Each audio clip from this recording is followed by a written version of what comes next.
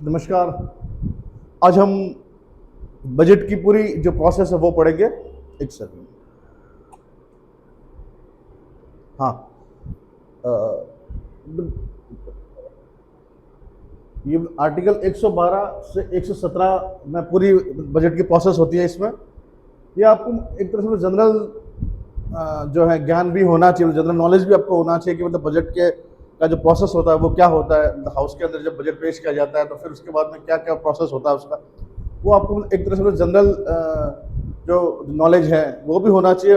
As a citizen, as a aware citizen आपको सब कुछ पता होना चाहिए। तो ये आर्टिकल्स है, ये आप ध्यान रखिएगा कि इसके अंदर ये, इसके अंदर ये, इसके अंदर ये, इसमें मतलब मैं पढ़ के तो क्या ही बताऊंगा। ये सारी चीज़ें अभी आगे आएगी, हम समझेंगे कि ये चीज़ें है क्या, ये हम समझेंगे आगे। तो बजट के अधिनियम के चरण क्या क्या अपने चरण होते हैं, मतलब बजट को पास करने के, वो हम अभी देखेंगे यहाँ पे। तो बजट की प्रस्तुति सबसे पहले पेश किया जाता है। बजट सबसे पहले तो पेश किया जाता है, और मैंने पहले बताया था कि मतलब बजट राष्ट्रपति के द्वारा पेश किया जाता है। मतलब राष्ट्रपति के द्वारा मतलब उसको पहले तो परमिशन ली जाती है और राष्ट्रपति के द्वारा ही ये पेश किया जाता है। लेकिन हाउस के अंदर जो है मतलब इसका जो रीडिंग है वो फाइनेंस मिनिस्टर करते हैं। ठीक है, ये ध्यान रखिएगा। तो पेश करना, जो पेश किया जाता है बजट, वो राष्ट्रपति के द्वारा ही किया जाता है। ठीक है, ये क्वेश्चन भी था यूपीएससी के अंदर, प्रीलिम्स में था वो क्वेश्चन, तो ध्यान रखिएगा इस चीज़ का। तो फाइनेंस मिनिस्टर बजट की रीडिंग करता है, उसको पढ़ता है, पाठन होता है उसका बस हाउस के अंदर। ठीक है, तो सबसे पहले तो प्रस्तुति होती है हाउस के अंदर, फिर ग्रांट्स की डिमांड होती है। मतलब पैसा जब बजट प्रस्तुत किया जाता मतलब एक्चुअल बजट होता क्या है, मैं थोड़ा बता देता हूँ आपको। गवर्नमेंट बजट क्या होता है, मतलब एक ऐसा स्टेटमेंट होता है, मतलब ऐसा एक मतलब लेखा का स्टेटमेंट होता है जिसमें ये दिखाया जाता है कि कहाँ से पैसा आएगा। नेक्स्ट ईयर का होता है बजट। दो चीज़ें होती है, एक बजट, एक इकोनॉमिक सर्वे। बजट वो होता है कि आने वाले साल में कहाँ से तो पैसा आएगा, किन किन हेड्स के थ्रू वो पैसा आएगा, मतलब किस किस मतलब रास्ते से पैसा आएगा। कॉमर्स के लैंग्वेज में उसको हेड्स बोलते हैं कि मतलब टैक्स से आएगा या फिर कोई डिसइन्वेस्टमेंट से आएगा। मतलब बहुत सारे ऐसे हेड्स होते हैं, वो अपन मतलब कॉमर्स के अंदर जब अकाउंट्स एंड ऑडिट पढ़ेंगे मेंस में तब पढ़ेंगे अपन। तो बजट में दो चीज़ दे रखी होती है, एक तो पैसा जहाँ से आएगा वो, एक जहाँ से पैसा जाएगा वो, उसका स्टेटमेंट जो होता है ना, वही गवर्नमेंट बजट होता है। ठीक है, तो बजट के अंदर जहाँ पैसा जाएगा वो होता है, तो मतलब पैसा चाहिएगा गवर्नमेंट को, तो जो पैसा चाहिए होता है ना, उसके लिए उसको डिमांड करनी पड़ती है हाउस के अंदर। तो यही अनुदानों की मांग का प्रस्तुतिकरण। ठीक है जी। फिर ये जो मांग उन्होंने वहाँ वहाँ वहाँ मतलब रेज की थी, मतलब हाउस के अंदर, मतलब मांग उन्होंने जब की थी कि हमको मतलब ये चीज़ के लिए मतलब इतना पैसा चाहिए, तो फिर वो हाउस वो पैसा देगा या नहीं देगा, उसके ऊपर फिर मतदान होता है। ठीक है, वोटिंग होती है उस पर। फिर अगर मतलब विपक्ष कहता है कि ये तो बहुत ज़्यादा आपने पैसा ले लिया है, थोड़ा कम कीजिए, जो कुछ भी होता है प्रोसेस क्या होता है वो तो नीचे आएगा सब कुछ। तो फिर उस अनुदान की मांगों के अंदर मतलब कटौती प्रस्ताव किया जाता है कि इतना नहीं, इतना खूब है, ऐसे। ठीक है, फिर मतलब विनियोग विधेयक बिल, यही मतलब बजट एक तरह से होता है, एप्रोप्रिएशन बिल है एक तरह से, उसको मतलब बजट ही अपन कह सकते हैं। तो बजट का बिल है ये पारित होता है। फिर और कोई मतलब पेश बजट पास होने के बाद भी अगर कोई मतलब पैसा मतलब गवर्नमेंट को चाहिए, मतलब किसी और मतलब योजना के अंदर मतलब अनाउंस कर दी कोई योजना, और मतलब एडिशनल मतलब पैसा अगर कोई चाहिए, तो और मतलब अधिक मतलब अनुदान के लिए भी जो मांगे है वो पेश की जाती है हाउस के अंदर। ये भी है और ये भी, ये सब अनुदान के लिए ही है सब कुछ। ठीक है, फिर वित्त विधेयक का पारित होना, ये अपन ने पढ़ा था 117 में, ये फाइनेंस बिल हो जाएगा टोटल पूरा। ठीक है जी। ये अब इसके बाद चरण है, अब अपन पढ़ेंगे इसको डिटेल के अंदर। ये मैं जो पढ़ा रहा हूँ ना, ये शायद इतना नहीं पढ़ाया जाता है मतलब आरएस की प्रिपरेशन में बजट से रिलेटेड, क्योंकि ये मतलब लंबा प्रोसेस है इसका बजट का। तो वो मेंस में भी, हाँ, ये चीज़ें जो है ये चीजें आ सकती है मतलब 5 नंबर के अंदर, जैसे ये है, इसमें से कोई मतलब दो तीन मतलब प्रस्ताव दे देंगे आपको, ये है, ये चीजें, ये ये 3 पॉइंट से मतलब 5-5 नंबर का कोई क्वेश्चन बन सकता है। 10 नंबर का तो क्वेश्चन बनेगा ही नहीं इससे, बजट से, ये आप लिख के ले लीजिए। पॉलिटी में मतलब बजट से कोई 10 नंबर का क्वेश्चन नहीं बनेगा, ठीक है।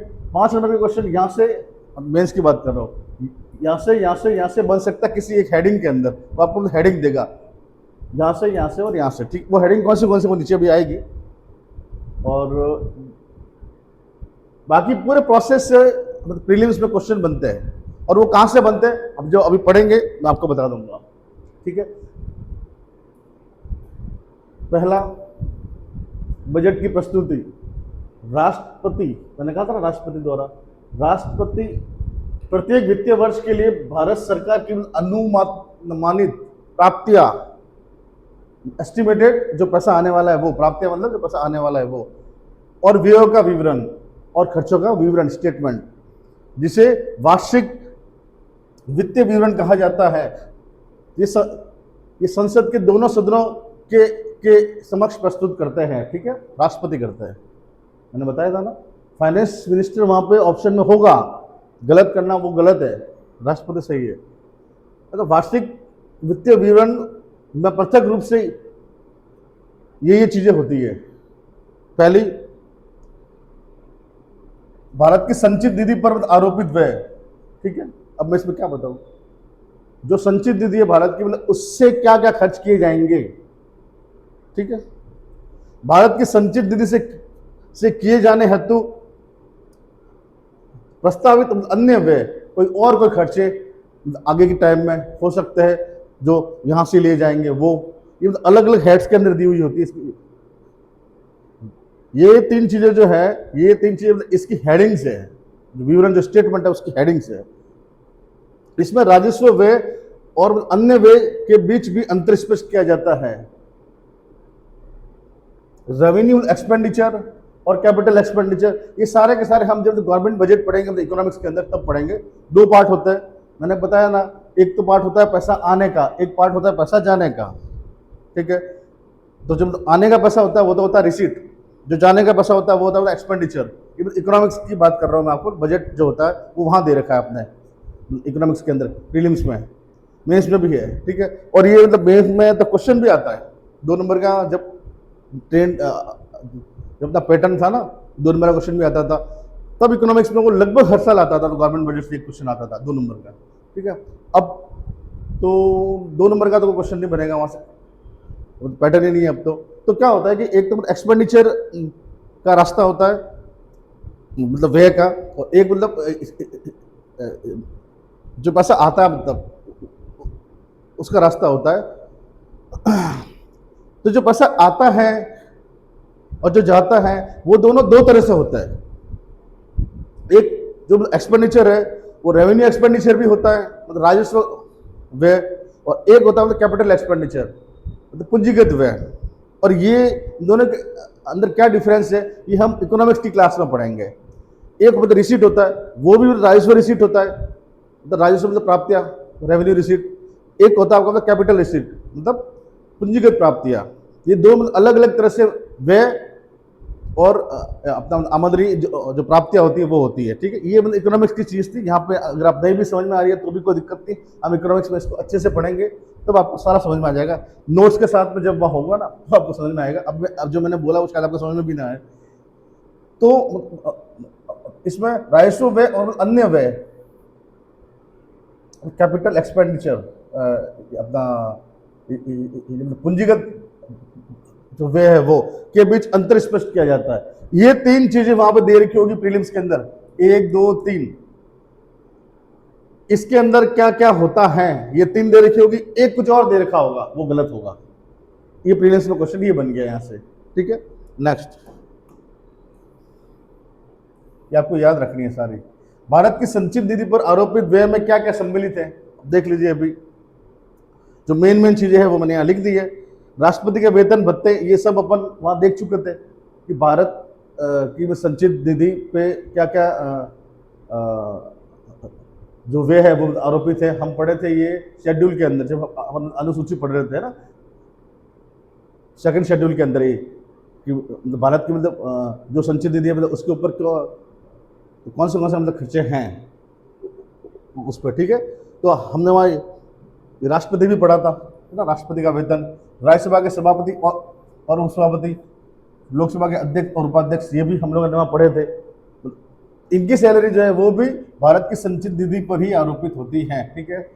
तो ऋण भार, ये थोड़ी अलग चीज़ है जो यहाँ आई है, कि जो ऋण भार ब्याज किसी को चुकाना है, या फिर सिकिंग फंड है, या फिर मोचन प्रभार, ऋण या ऋण सेवा, ये जो चीज़ है, ये एक तरह से ऋण का जो भार है वो है ये। तो ऋण भी, ब्याज की जो अदायगी होती है वो भी भारत की संचित निधि पे ही देय होती है। ये याद रखिएगा, बस इतना सा कि ब्याज अगर देना है, सॉरी ब्याज नहीं, ऋण अगर वो देना है तो वो भारत की संचित निधि से ही दिया जाएगा। इसके अंदर ब्याज भी इंक्लूड है, ठीक है। सर्वोच्च न्यायालय और उच्च न्यायालयों के न्यायाधीशों की वेतन, ये भी हम लोगों ने वहां पढ़े थे, ठीक है। नहीं, इनका वेतन नहीं है, इनका तो वो है पेंशन है, थोड़ा गलत लिखा है, इनकी पेंशन है। इनका वेतन तो स्टेट कंसोलिडेटेड फंड से जाएगा, राज्य की संचित निधि से जाएगा, ठीक है। थोड़ा करेक्शन कर लीजिएगा। सीएजी, ये भी अपन ने पढ़ा था, सीएजी का भी जो सैलरी वगैरह, भत्ते वगैरह, अलाउंसेस वगैरह, वो भी भारत की संचित निधि से ही जाएंगे। ये थोड़ा याद रखिएगा, हो सकता है तो प्रीलिम्स में पूछ ले। बाकी ये शेड्यूल 2 के अंदर हम सब पढ़ लेते हैं। ये चीज एक अलग है कि ऋण का प्रभार, ये भी भारत की संचित निधि पे, अगर किसी को लोन देना, किसी स्टेट को देना है, या फिर पहले लोन ले रखा है हमने तो उसके ऊपर ब्याज देना है हमने, गवर्नमेंट ने तो ब्याज देना है, ये सारी चीजें भारत की संचित निधि से ही देय होती है, ठीक है जी। ये ध्यान रखिएगा आप। नेक्स्ट स्टेज के अंदर अपन आते हैं अनुदानों की मांगों का प्रस्तुतिकरण, demand of grants, introduction of demand of grants. राष्ट्रपति की अनुशंसा के बिना, याद रखिएगा ये प्रीलिम्स की बातें हैं यहाँ पे सब।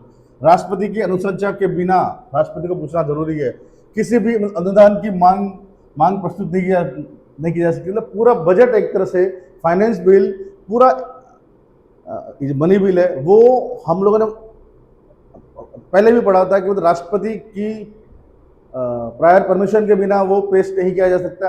तो ये सारे के सारे बजट के पैसे वाली चीजें, तो राष्ट्रपति को पहले पूछना ही पड़ेगा हर चीज के लिए, ठीक है। कहाँ नहीं पूछना है वो भी नीचे आएगा अभी। तो राष्ट्रपति की अनुशंसा के बिना किसी भी अनुदान की मांग प्रस्तुत नहीं की जा सकती, ठीक है। 24 विभागीय स्थायी कमेटियां, ये 24 विभागीय स्थायी कमेटियां होती है अपनी हाउस के अंदर, ये एक डेटा है, आपको याद रखना है। और ये जो समितियां हैं वो भी नीचे आएगी, वो हम पढ़ेंगे कि ये होती क्या है, वो अपन नीचे आएगी, वो अपन पढ़ेंगे। तो 24 विभागीय स्थायी समितियां अनुदानों की मांग का विस्तृत परीक्षण करती है, उसको चेक करते हैं पूरा कि सही मांग है कि नहीं है, ठीक है, और चर्चा करती है तथा अपनी रिपोर्ट तैयार करती है, ठीक है। पार्लियामेंट्री कमिटीज है 24, डिपार्टमेंटल पार्लियामेंट्री कमिटीज है, तो किस डिपार्टमेंट से रिलेटेड वो मांग की गई है।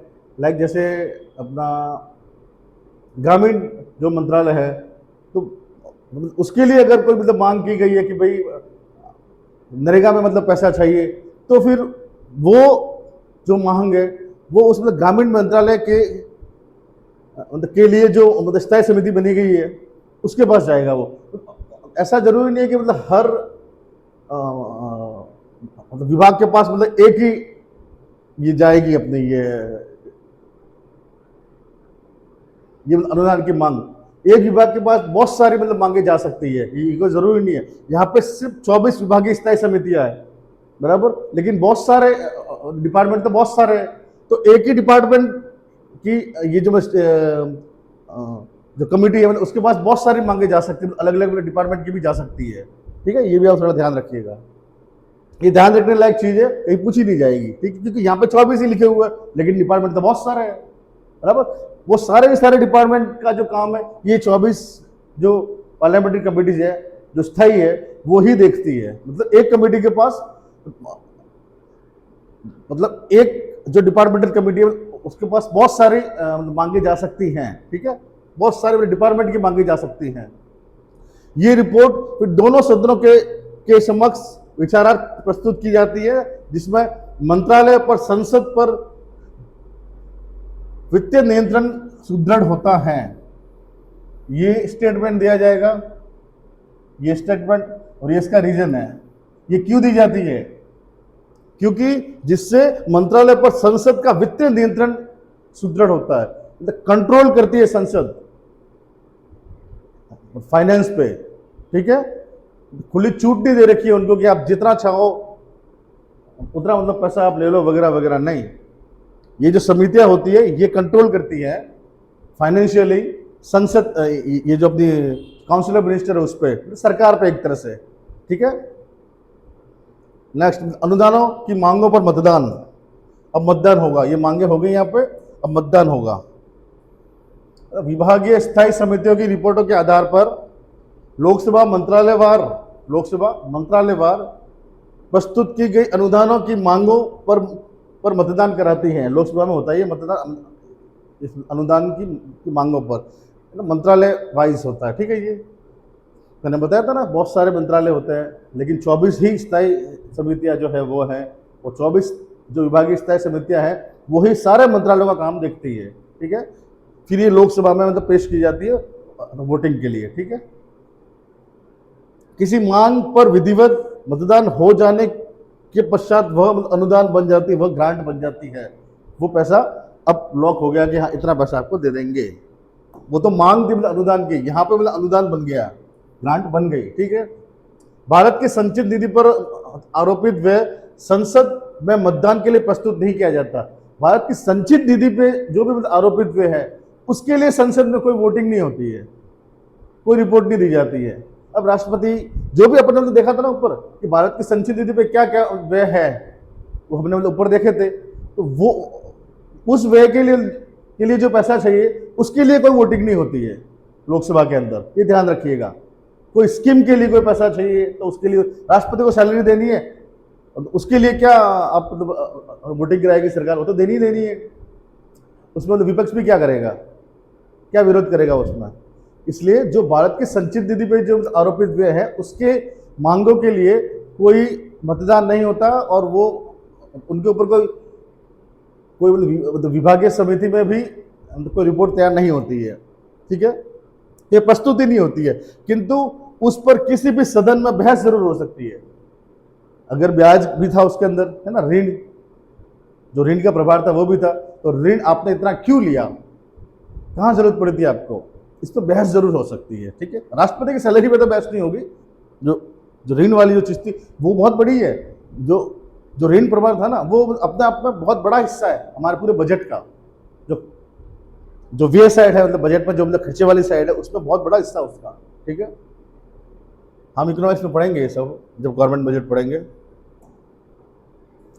अन्य व्यय को अनुदानों की मांगों के रूप में लोकसभा के समक्ष प्रस्तुत किया जाता है, जो निर्दिष्ट राशि को स्वीकार अस्वीकार या कम कर सकती हैं, ठीक है। लोकसभा अगर चाहे तो कम भी कर सकती है, स्वीकार भी कर सकती है, अस्वीकार भी कर सकती है। अब कटौती प्रस्ताव, यही जो मतलब अस्वीकार या फिर मतलब कम करने की जो पूरा प्रोसेस है वो लगभग यही है, ठीक है। अब कटौती जो प्रस्ताव है वो कितनी तरह के हैं और क्या क्या है और वो है क्या, फिर वो अपन पढ़ेंगे। तो प्रत्येक अनुदान की मांग पर प्रत्येक रूप से हर ग्रांट पे प्रत्येक रूप से मतदान किया जाता है, ठीक है। सदस्य बजट के विवरणों पर चर्चा कर सकते हैं, जो होती है चर्चा, बजट पे चर्चा होती है, और कटौती प्रस्ताव प्रस्तुत कर सकते हैं, जो 3 प्रकार के होते हैं। पहला कटौती प्रस्ताव है नीति कटौती प्रस्ताव, है ना, पॉलिसी कट। यह किसी विशेष मांग के आधारभूत नीति के प्रति अस्वीकृति को दर्शाता है। किसी एक विशेष मांग के लिए जो मतलब पैसा मांगा गया था मतलब पॉलिसी के लिए, मतलब उसके लिए मतलब अस्वीकृति को दर्शाता है कि हम इसके लिए पैसा नहीं दे सकते उसके लिए, ठीक है। ये कटौती प्रस्ताव ये सब लाते कौन है, सब विपक्ष लाती है ये चीजें, ठीक है। अब कटौती करनी है तो कौन करेगा, विपक्ष ही करेगा। तो विपक्ष अस्वीकृति तो करेगा, अस्वीकृति को दर्शाता है, ठीक है। इसमें प्रस्ताव किया जाता है कि मांग को 1 रुपए तक घटा दिया जाए, भले 1 लाख करोड़ मांगा था, 1 करोड़ तक, 1 रुपए तक आप आ जाओ, 1 रुपए हम दे सकते हैं। एक सांकेतिक होता है बस, और कुछ नहीं होता है। आर्थिक कटौती प्रस्ताव, इकोनॉमिक कट, यह सरकार के अनावश्यक व्यय को रेखांकित करता है कि ये व्यय की जरूरत नहीं है आपको। आपको मतलब इकोनॉमिकली सोचना है, ये फालतू के पैसे खर्च नहीं करना है। ये विपक्ष कहते हैं सरकार को इस कटौती, आर्थिक कटौती प्रस्ताव के द्वारा। यह सरकार के आवश्यक व्यय को रेखांकित करता है और सुझाव देता है कि सरकार आर्थिक सिद्धांतों को अपनाए, इकोनॉमिक जो प्रिंसिपल्स है उनको अपनाए। इस स्थिति में इकोनॉमिक प्रिंसिपल का मतलब कंजूस है, एक तरह से आप अपने लैंग्वेज में कह सकते हैं। इस स्थिति में मांग की राशि कितनी घटाई जाएगी यह पूर्ण निर्धारित नहीं होती है कि कितनी घटाएंगे हम, जो पैसा मतलब मांगा, जो आपने मांग की गई है आपके द्वारा, कितनी घटाएंगे यह निर्धारित नहीं होता है और इसका निर्धारण विपक्ष द्वारा किया जाता है। ठीक है।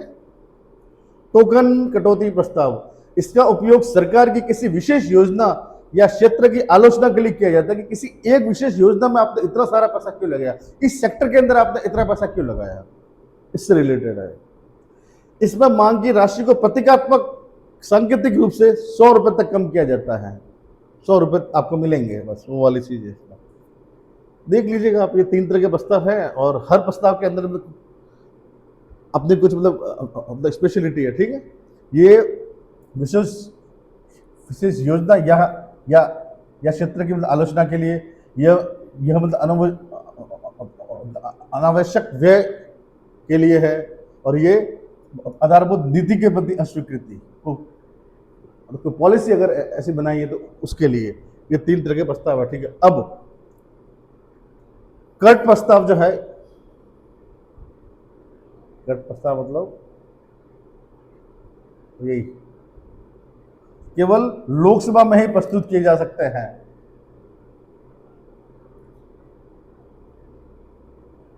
ये कटौती प्रस्ताव, ये थोड़ा मतलब कट यहाँ लिख दिया उन्होंने, लेकिन कटौती लिखना था। ठीक है। कट प्रस्ताव के कारण बजट पर विस्तृत चर्चा होती है। जब बजट पर चर्चा होती है ना, वो ये जो प्रस्ताव आते हैं तीनों तरह के जो विपक्ष लाती है उसके अंतर्गत होती है। ठीक है। ये लोकसभा में ही होती है, ये अपने ऊपर भी देख लिया था कि ये लोकसभा के अंदर ही होती है। ठीक है। नेक्स्ट, ये यदि कोई भी कटौती प्रस्ताव, कट का मतलब आपको पढ़ना कटौती, यहाँ थोड़ा गलत मिसप्रिंट हो गया। यदि कोई कटौती प्रस्ताव पारित हो जाता है, अगर इनमें से कोई भी प्रस्ताव पारित हो जाता है, अगर ये विपक्ष के द्वारा लाए गए तो पारित कैसे होगा, कोई भी प्रस्ताव नहीं होगा ना। अगर हो जाता है तो सरकार को त्यागपत्र देना पड़ता है। ठीक है। हालांकि सामान्यतया ऐसा नहीं होता क्योंकि मंत्रिपरिषद को लोकसभा में बहुमत होता है, बराबर। ये विपक्ष लाती है ये प्रस्ताव, तो विपक्ष के पास बहुमत नहीं होता है तो कैसे पास हो जाएगा। इसलिए क्योंकि जो बजट लाया गया है, जो मांगे की गई है वो सरकार के द्वारा की गई है, जिसके पास मतलब बहुमत है, मतलब उसने की है ये मांगे तो उसको ही बहुमत मिलेगा, बराबर। तो मंत्रिपरिषद मतलब सरकार। ठीक है। एक तरह से आप ये कह सकते हैं, वो लोकसभा में बहुमत होता है। नेक्स्ट, ये जो वीडियो है ना, जो मैं यहाँ आप मुझे देखते हैं, इसको 1.25 पे देखिए आप, आपका टाइम भी कम लगेगा और समझ में भी अच्छे से आएगा। ठीक है। अगर कहीं समझ में नहीं आ रहा है तो आप वापस रोक के आप पीछे भी जा सकते हैं। एक बार आप पढ़ लेना, अगर समझ में नहीं आ रहा ना तो खुद से एक बार आप पढ़ लेना, इतनी इजी लैंग्वेज लिखी हुई आपको खुद को समझ में आ जाएगा। अब विनियोग विधेयक का पारित होना, एप्रिसिएशन बिल अनुच्छेद 113 में है के अंतर्गत हमने अनुदान की मांगों पर मतदान हो जाने के पश्चात भारत की संचित निधि से धन निकासी को अधिकृत करने के लिए एक विनियोग विधेयक प्रस्तुत किया जाता है। भारत की संचित निधि से वो पैसा निकालना है, तो डिमांड ऑफ ग्रांट्स में तो वोटिंग हो चुकी है, अब पैसा निकालना पड़ेगा। तो पैसा निकालने के लिए भारत की संचित निधि से निकालना है, तो भारत की संचित निधि से निकालने के लिए ये पेश किया जाता है, ये विधेयक पेश किया जाता है, विनियोग विधेयक पेश किया जाता है। अब लोकसभा द्वारा स्वीकृत अनुदानों के लिए, जो भी अनुदान स्वीकृत की गई है लोकसभा के द्वारा, उनके लिए ये विधेयक लाया जाता है। स्वीकृत तो करेंगे तो पैसा तो चाहिए ना, तो पैसा निकालने के लिए भी एक बिल लाना पड़ेगा भारत की संचित निधि से, वो बिल है विनियोग विधेयक। ठीक है। तो लोकसभा के द्वारा जो भी स्वीकृत अनुदान है उसके लिए, तथा संचित निधि पर आरोपित व्यय, ठीक है, जो भी संचित निधि पे व्यय है वो जो वार्षिक वित्तीय वितरण में दर्शाई गई राशि से अधिक ना हो। जो ऊपर अपन ने लिखा था, जो पढ़ा था, उसमें जो पेमेंट लिखा था वही होना चाहिए, ज्यादा नहीं होना चाहिए, के लिए धन निकाला जा सकता है, जा सके। ठीक है, इन दो चीजों के लिए विनियोग जो विधेयक है वो लाया जाता है। ठीक है, 113 के अंदर जो भी मांगे की गई थी और जो मांगे लोकसभा में मान ली गई, स्वीकृत हो गई, तो उसके लिए पैसा तो निकालना पड़ेगा भारत की संचित निधि से। तो वो पैसा निकालने के लिए ही विनियोग विधेयक बिल लाया जाता है, जिसके अंदर एक तो ये अनुदानों की मांगों के लिए तो पैसा निकाला जाता है, इसके लिए लाया जाता है। और एक जो भारत की संचित निधि पे जो आरोपित जो व्यय है उसको निकालने के लिए। लेकिन वो जो व्यय है वो जब हमने एनुअल फाइनेंशियल स्टेटमेंट के अंदर जो मेंशन किया था पेमेंट, वही पेमेंट होना चाहिए, एक्स्ट्रा नहीं होना चाहिए। ठीक है, किसी भी संशोधन के माध्यम से किसी अनुदान की राशि या उसके उद्देश्यों में परिवर्तन नहीं किया जा सकता, नहीं आरोपित व्यय को परिवर्तन किया जा सकता। इस संबंध में प्रशासनाधिकारी का निर्णय अंतिम होगा। ये प्रीलिम्स में पूछा जा सकता है। एक बार कोई भी मतलब जो डिमांड ऑफ ग्रांट्स है वो स्वीकृत हो गई तो उसके अंदर कोई संशोधन नहीं होगा, कोई संशोधन नहीं होगा, इस राशि में कोई संशोधन नहीं होगा, या फिर मतलब आरोपित जो व्यय है उसके अंदर भी कोई चेंजेस नहीं होंगे। और इस केस में लोकसभा अध्यक्ष का जो निर्णय है वो सबसे अहम है, वो अंतिम होगा, इस पर कोई जुडिशियल रिव्यू भी नहीं होगा। ठीक है, ये ध्यान रखिएगा। भारत की संचित निधि से कोई भी धन विधि द्वारा किए गए विनियोग के बिना नहीं निकाला जा सकता। इस विनियोग के बिना 1 रुपये भी भारत की संचित निधि से नहीं निकाला जा सकता, ये ध्यान रखिएगा। अनुच्छेद 15 और 16 के अधीन। ठीक है, और 15 और 16 क्या है वो ऊपर लिखा है, ध्यान रखिएगा। भारत की संचित निधि से बिना विनियोग विधेयक बिल के 1 रुपये भी नहीं निकाला सकता, यहाँ पे ये लिखा हुआ। ठीक है, राष्ट्रपति की स्वीकृति प्राप्त होने के पश्चात, राष्ट्रपति की स्वीकृति प्राप्त होने के पश्चात जब वो ये जो बिल है, जो विनियोग विधेयक है, वो राष्ट्रपति के पास गया, उन्होंने स्वीकृत कर दिया, के पश्चात विनियोग विधेयक जो है वो विनियोग अधिनियम बन जाता है, जिससे संचित निधि से भुगतान करने की अनुमति मिल जाती है। ठीक है, इसलिए तो लाया था कि वहां से पैसा निकाले। बिल पेश किया लोकसभा में, बिल पास हो गया, बिल पास होने के बाद वो राष्ट्रपति के पास गया, राष्ट्रपति ने भी स्वीकृत कर दिया। अब स्वीकृत कर दिया तो अब तो पैसा निकाल सकते हैं ना वहां से, भारत की संचित निधि से, बस वही है। अब एडिशनल ग्रांट्स है, मतलब बहुत सारी अनुपूरक, अतिरिक्त और अधिक अनुदान, ये 3 तरह के अनुदान और है। सभी अनुदान की मांगे राष्ट्रपति की पूर्व स्वीकृति के साथ ही प्रस्तुत की जा सकती है। ठीक है, बार बार ये चीज आ रही है, ध्यान रखिएगा। अब अनुपूरक सप्लीमेंट्री ग्रांट्स क्या होती है? जब किसी विशेष सेवा के लिए विनियोग अधिनियम के माध्यम से संसद द्वारा अधिकृत राशि उस वर्ष के लिए अपर्याप्त पाई जाती है। जो पैसे मतलब पहले तय किए गए थे वो अगर पैसे कम पड़ गए हैं किसी एक मतलब विशेष सेवा के लिए, सर्विस के लिए, तब अनुपूरक सप्लीमेंट्री अनुदान प्रदान किया जाता है। ठीक, और लेकिन ये सारे के सारे अनुदान जो आएंगे राष्ट्रपति की परमिशन के बाद आएंगे। ठीक है, थ्योरी लिखी हुई आप खुद भी पढ़ सकते हैं। अतिरिक्त अनुदान, जब चालू वित्तीय वर्ष के दौरान किसी नई सेवा या अतिरिक्त व्यय की आवश्यकता होती है, कोई नई मतलब स्कीम ले आए, कोई नई मतलब पॉलिसी ले आए, तो उसके लिए कोई मतलब पैसा चाहिए, तो उसके लिए क्या होगी, जिससे उस वर्ष के बजट में प्रस्तावित नहीं किया गया था, जो बजट जो पेश किया गया था अप्रोप्रिएशन, ये अपना अप्रोप्रिएशन बिल, वो उसके अंदर मतलब मेंशन नहीं थी। जो विनियोग विधेयक बिल जारी किया गया था, मतलब पेश किया गया था, वो मांग उसके अंदर वो स्कीम या वो पॉलिसी मतलब मेंशन नहीं थी, तो उसके लिए फिर ये मतलब अतिरिक्त जो मतलब अनुदान है उसकी मांग की जाती है, तब अतिरिक्त अनुदान प्रदान किया जाता है। ठीक है, अधिक अनुदान, जब किसी वित्तीय वर्ष के दौरान किसी सेवा पर उस वर्ष के बजट में स्वीकृत राशि से अधिक धन व्यय कर दिया जाता है, तब अधिक अनुदान प्रदान किया जाता है। कोई फिक्स पेमेंट फिक्स किया गया था, व्यय फिक्स किया गया था किसी एक स्कीम के लिए, लेकिन व्यय ज्यादा हो गया तो और पैसा चाहिएगा, तो फिर अधिक अनुदान की मांग को प्रस्तुत किया जाता है। इसे लोक लेखा समिति के साथ साथ राष्ट्रपति की स्वीकृति प्राप्त होना आवश्यक है। राष्ट्रपति की तो स्वीकृति होती है, लोक लेखा समिति की भी होनी चाहिए। ठीक है, पीएससी लोक लेखा समिति, ये क्या होती है अपन पढ़ेंगे नीचे, इसकी भी समिति है, वो भी होने चाहिए। तो ये तीन तरह की अपन ने अनुपूरक, अतिरिक्त और अधिक अनुदान अपन ने पढ़ लिए। क्या क्या होता है डायरेक्ट क्या लिखा हुआ है मेरे समझाने से भी, तो मैंने फिर भी आपको तो बता दिया है कि ये क्या है, चीज क्या है। ठीक है, पूरक, अतिरिक्त और अधिक अनुदानों का विनियमन उसी प्रकार किया जाता है जो नियमित बजट के मामले में लागू होती है। इसमें जो भी प्रोसेस होगा ये वही प्रोसेस होगा जो अपन ने ऊपर पढ़ा है, सेम प्रोसेस होगा।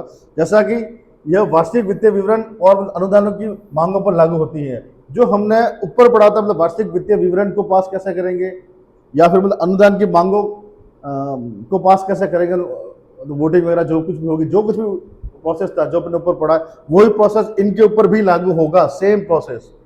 ठीक है, ये प्रीलिम्स के लिए याद रखिएगा आप। इसकी मांग पे पीएससी काम करेगी, ये ध्यान रखना। अधिक अनुदान के लिए अगर कोई फंड जो है फिक्स किया गया था लेकिन ज्यादा खर्चा हो गया तो और ज्यादा पैसा अगर चाहिए किसी एक स्कीम के लिए, ठीक है, तो पीएससी की भी जरूरत पड़ेगी, राष्ट्रपति के साथ साथ पीएससी की परमिशन की भी जरूरत पड़ेगी, लोक लेखा समिति की भी जरूरत पड़ेगी उसके लिए। ये थोड़ा याद रखिएगा प्रीलिम्स के हिसाब से। नेक्स्ट, लेखानुदान, प्रत्यानुदान और अपवादानुदान। ये एक्चुअली ये हिंदी में मुझे थोड़ा प्रॉब्लम्स होता है क्योंकि हिंदी मेरा मीडियम नहीं है, फिर भी मैं कोशिश कर रहा हूँ हिंदी को थोड़ा अच्छा करने की। ये जो टर्म्स है, हिंदी अच्छी है मेरी, लेकिन ये जो टर्म्स है, ये टर्म्स मैंने कभी पढ़ी नहीं है। ठीक है, मैंने इनको इंग्लिश में ही पढ़ा है। तो लोक सेवा के पास निम्नलिखित शक्तियां, लोक सेवा के पास निम्नलिखित शक्तियां होती है। पहली शक्ति क्या है, लेखानुदान प्रदान करना। बजट प्रक्रिया अप्रैल या मई तक पूर्ण हो जाती है, पूर्ण नहीं हो पाती, अप्रैल या मई तक पूर्ण नहीं हो पाती है।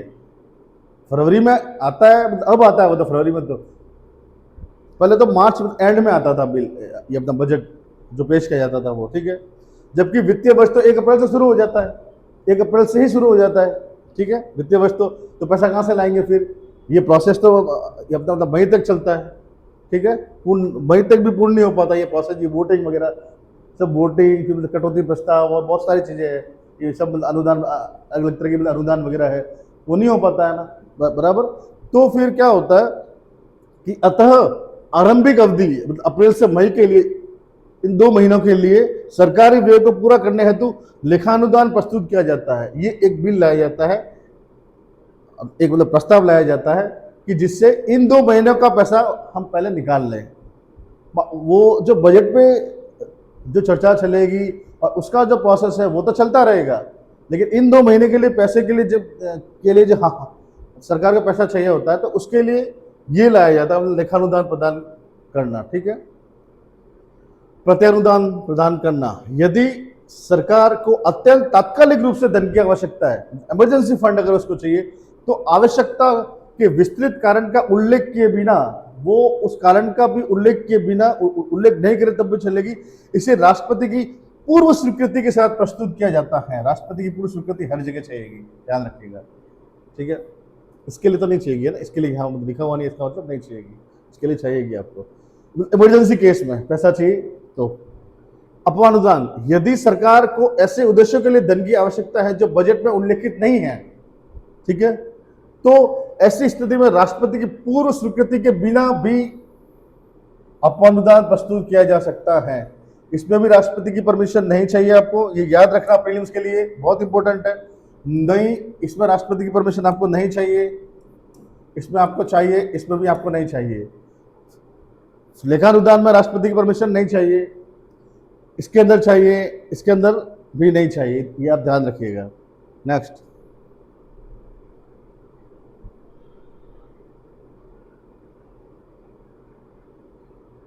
संसद विधि द्वारा अनुदानों के लिए भारत की संचित निधि से धन निकासी को अधिकृत कर सकती है। ये तो अपने पहले ही पढ़ा है।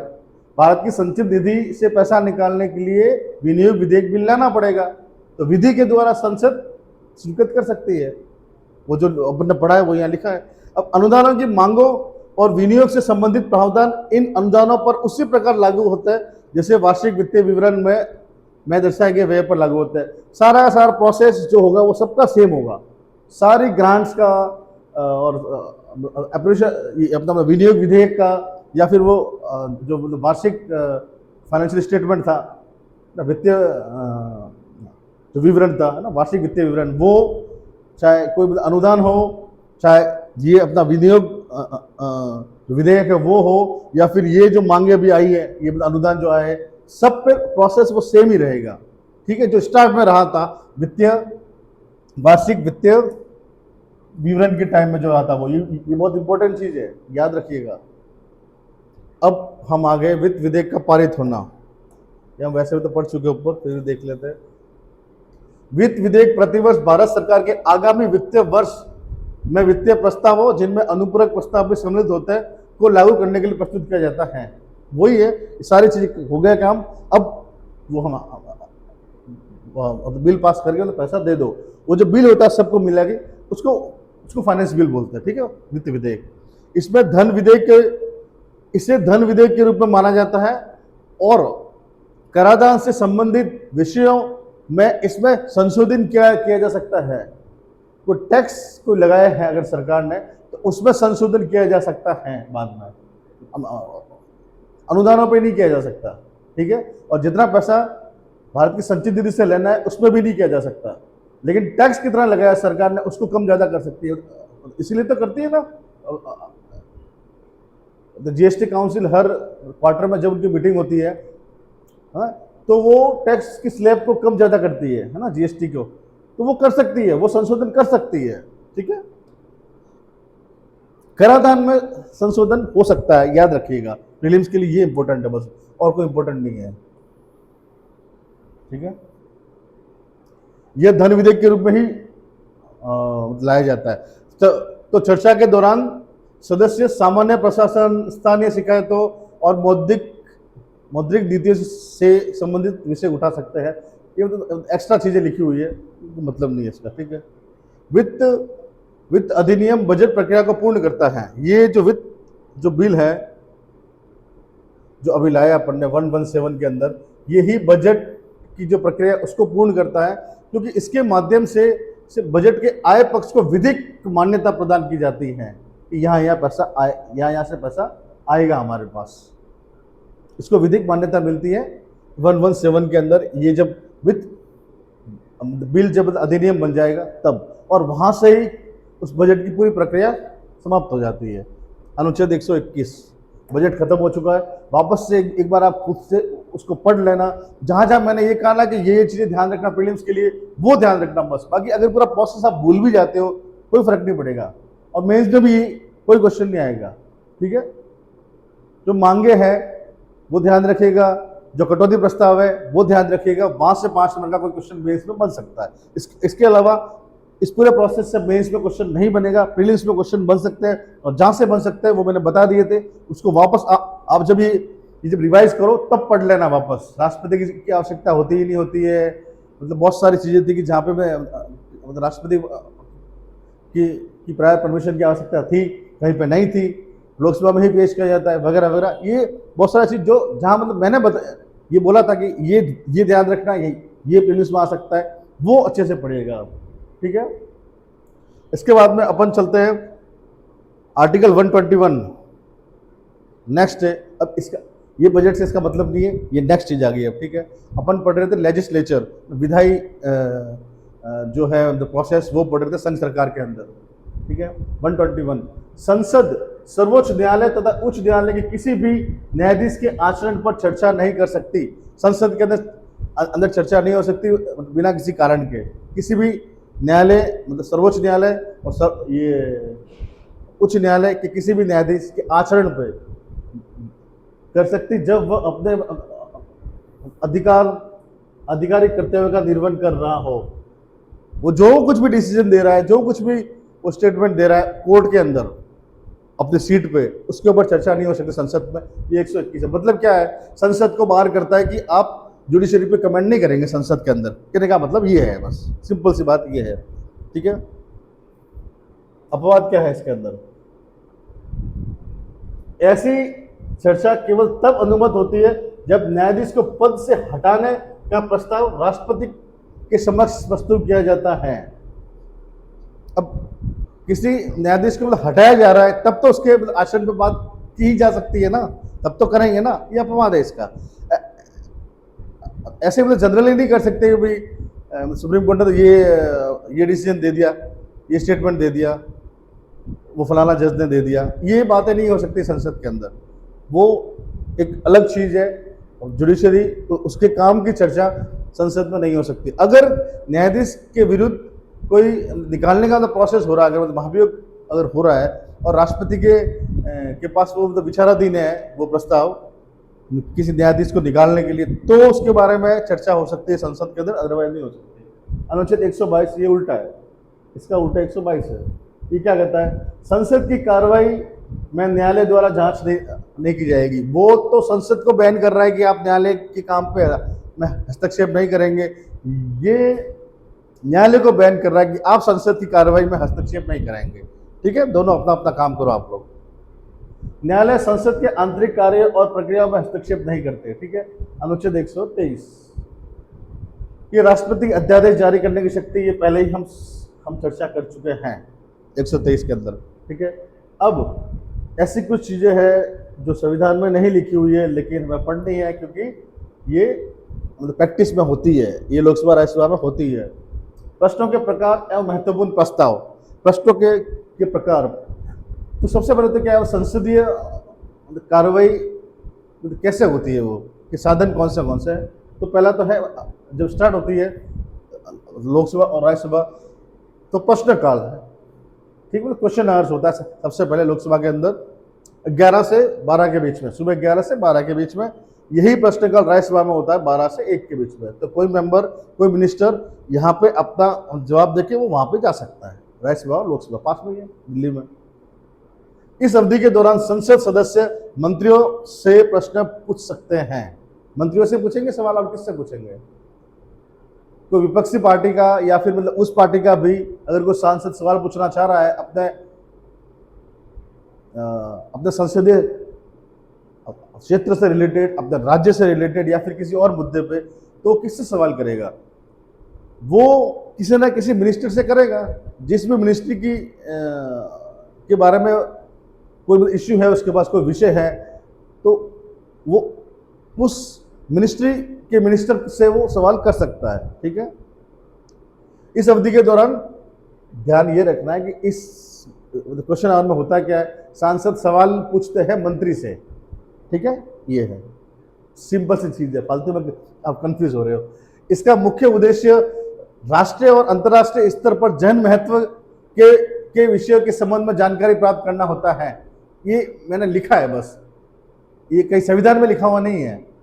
अब वो अगर प्रश्न अगर पूछ रहे हैं तो क्यों पूछ रहे हैं? तो ये चीज होगी, वो इसलिए तो पूछ रहे होंगे कि राष्ट्रीय या अंतर्राष्ट्रीय स्तर पर कोई मतलब पब्लिक मतलब इंपॉर्टेंस की कोई चीज है तो उसके बारे में जानकारी प्राप्त करना कि मतलब मंत्री साहब, मतलब मंत्री जी आप बताओ कि हमारे देश में पिछले 5 सालों में कितने एम्स खुले हैं, कितनी IITs खुली है, आपने इसरो को कितना फंड दिया है, कितनी नई स्कूलें खुली हैं राजस्थान में, यूपी में, स्टेट वाइज वो पूछ सकता है मतलब सांसद। कितने लोगों को आपने गरीबी रेखा से बाहर निकाला है, कितने आपने कितना पैसा AI के एडवांसमेंट में दिया है। ये सारे जो काम की चीजें हैं वो वहां सांसद के द्वारा पूछी जाती हैं। ठीक है, कहाँ कितने दंगे में मारे गए लोग ये भी पूछा जाएगा। ठीक है, यह कार्यपालिका की जवाबदेही सुनिश्चित करती है। जब मंत्री से सवाल पूछ रहे हैं तो मंत्री की जो जिम्मेदारी है वो ही तो इससे हमें सुनिश्चित होगी कि भाई साहब आप जवाब दीजिए हमें। आप मंत्री है ना, तो आप हमें जवाब दीजिए। तो कार्यपालिका है वो, जो मंत्री है वो, ठीक है। तो कार्यपालिका की जवाबदेही सुनिश्चित करने के लिए संसदीय नियंत्रण, ये संसदीय नियंत्रण है, पार्लियामेंट्री कंट्रोल है कि महत्वपूर्ण व्यवस्था के रूप में कार्य करता है क्वेश्चन आवर्स, ठीक है, समझ में आ गया। ये संसदीय कंट्रोल है कार्यपालिका पे, गवर्नमेंट पे एक तरह से, ठीक है। या एग्जैक्ट वर्ड लिखा रहता है, अगर आपको समझ में नहीं आ रहा है तो आप तो गवर्नमेंट मान लो, मतलब गवर्नमेंट के ऊपर कंट्रोल रहता है संसद का। संसद मतलब क्या, सिर्फ रूलिंग जो पार्टी है वो नहीं है ना, संसद में तो और भी बहुत सारे मेंबर्स हैं, विपक्ष है, पूरा का पूरा विपक्ष है, बहुत सारी पार्टियां विपक्ष में भी, तो उस पूरी संसद का कंट्रोल रहता है सरकार के ऊपर, कार्यपालिका के ऊपर। ये सवाल पूछता है जब मंत्री को, तब उससे ये हमें लगता है, ये दिखता है, ठीक है, ये लिखा हुआ है यहाँ पे, ठीक है।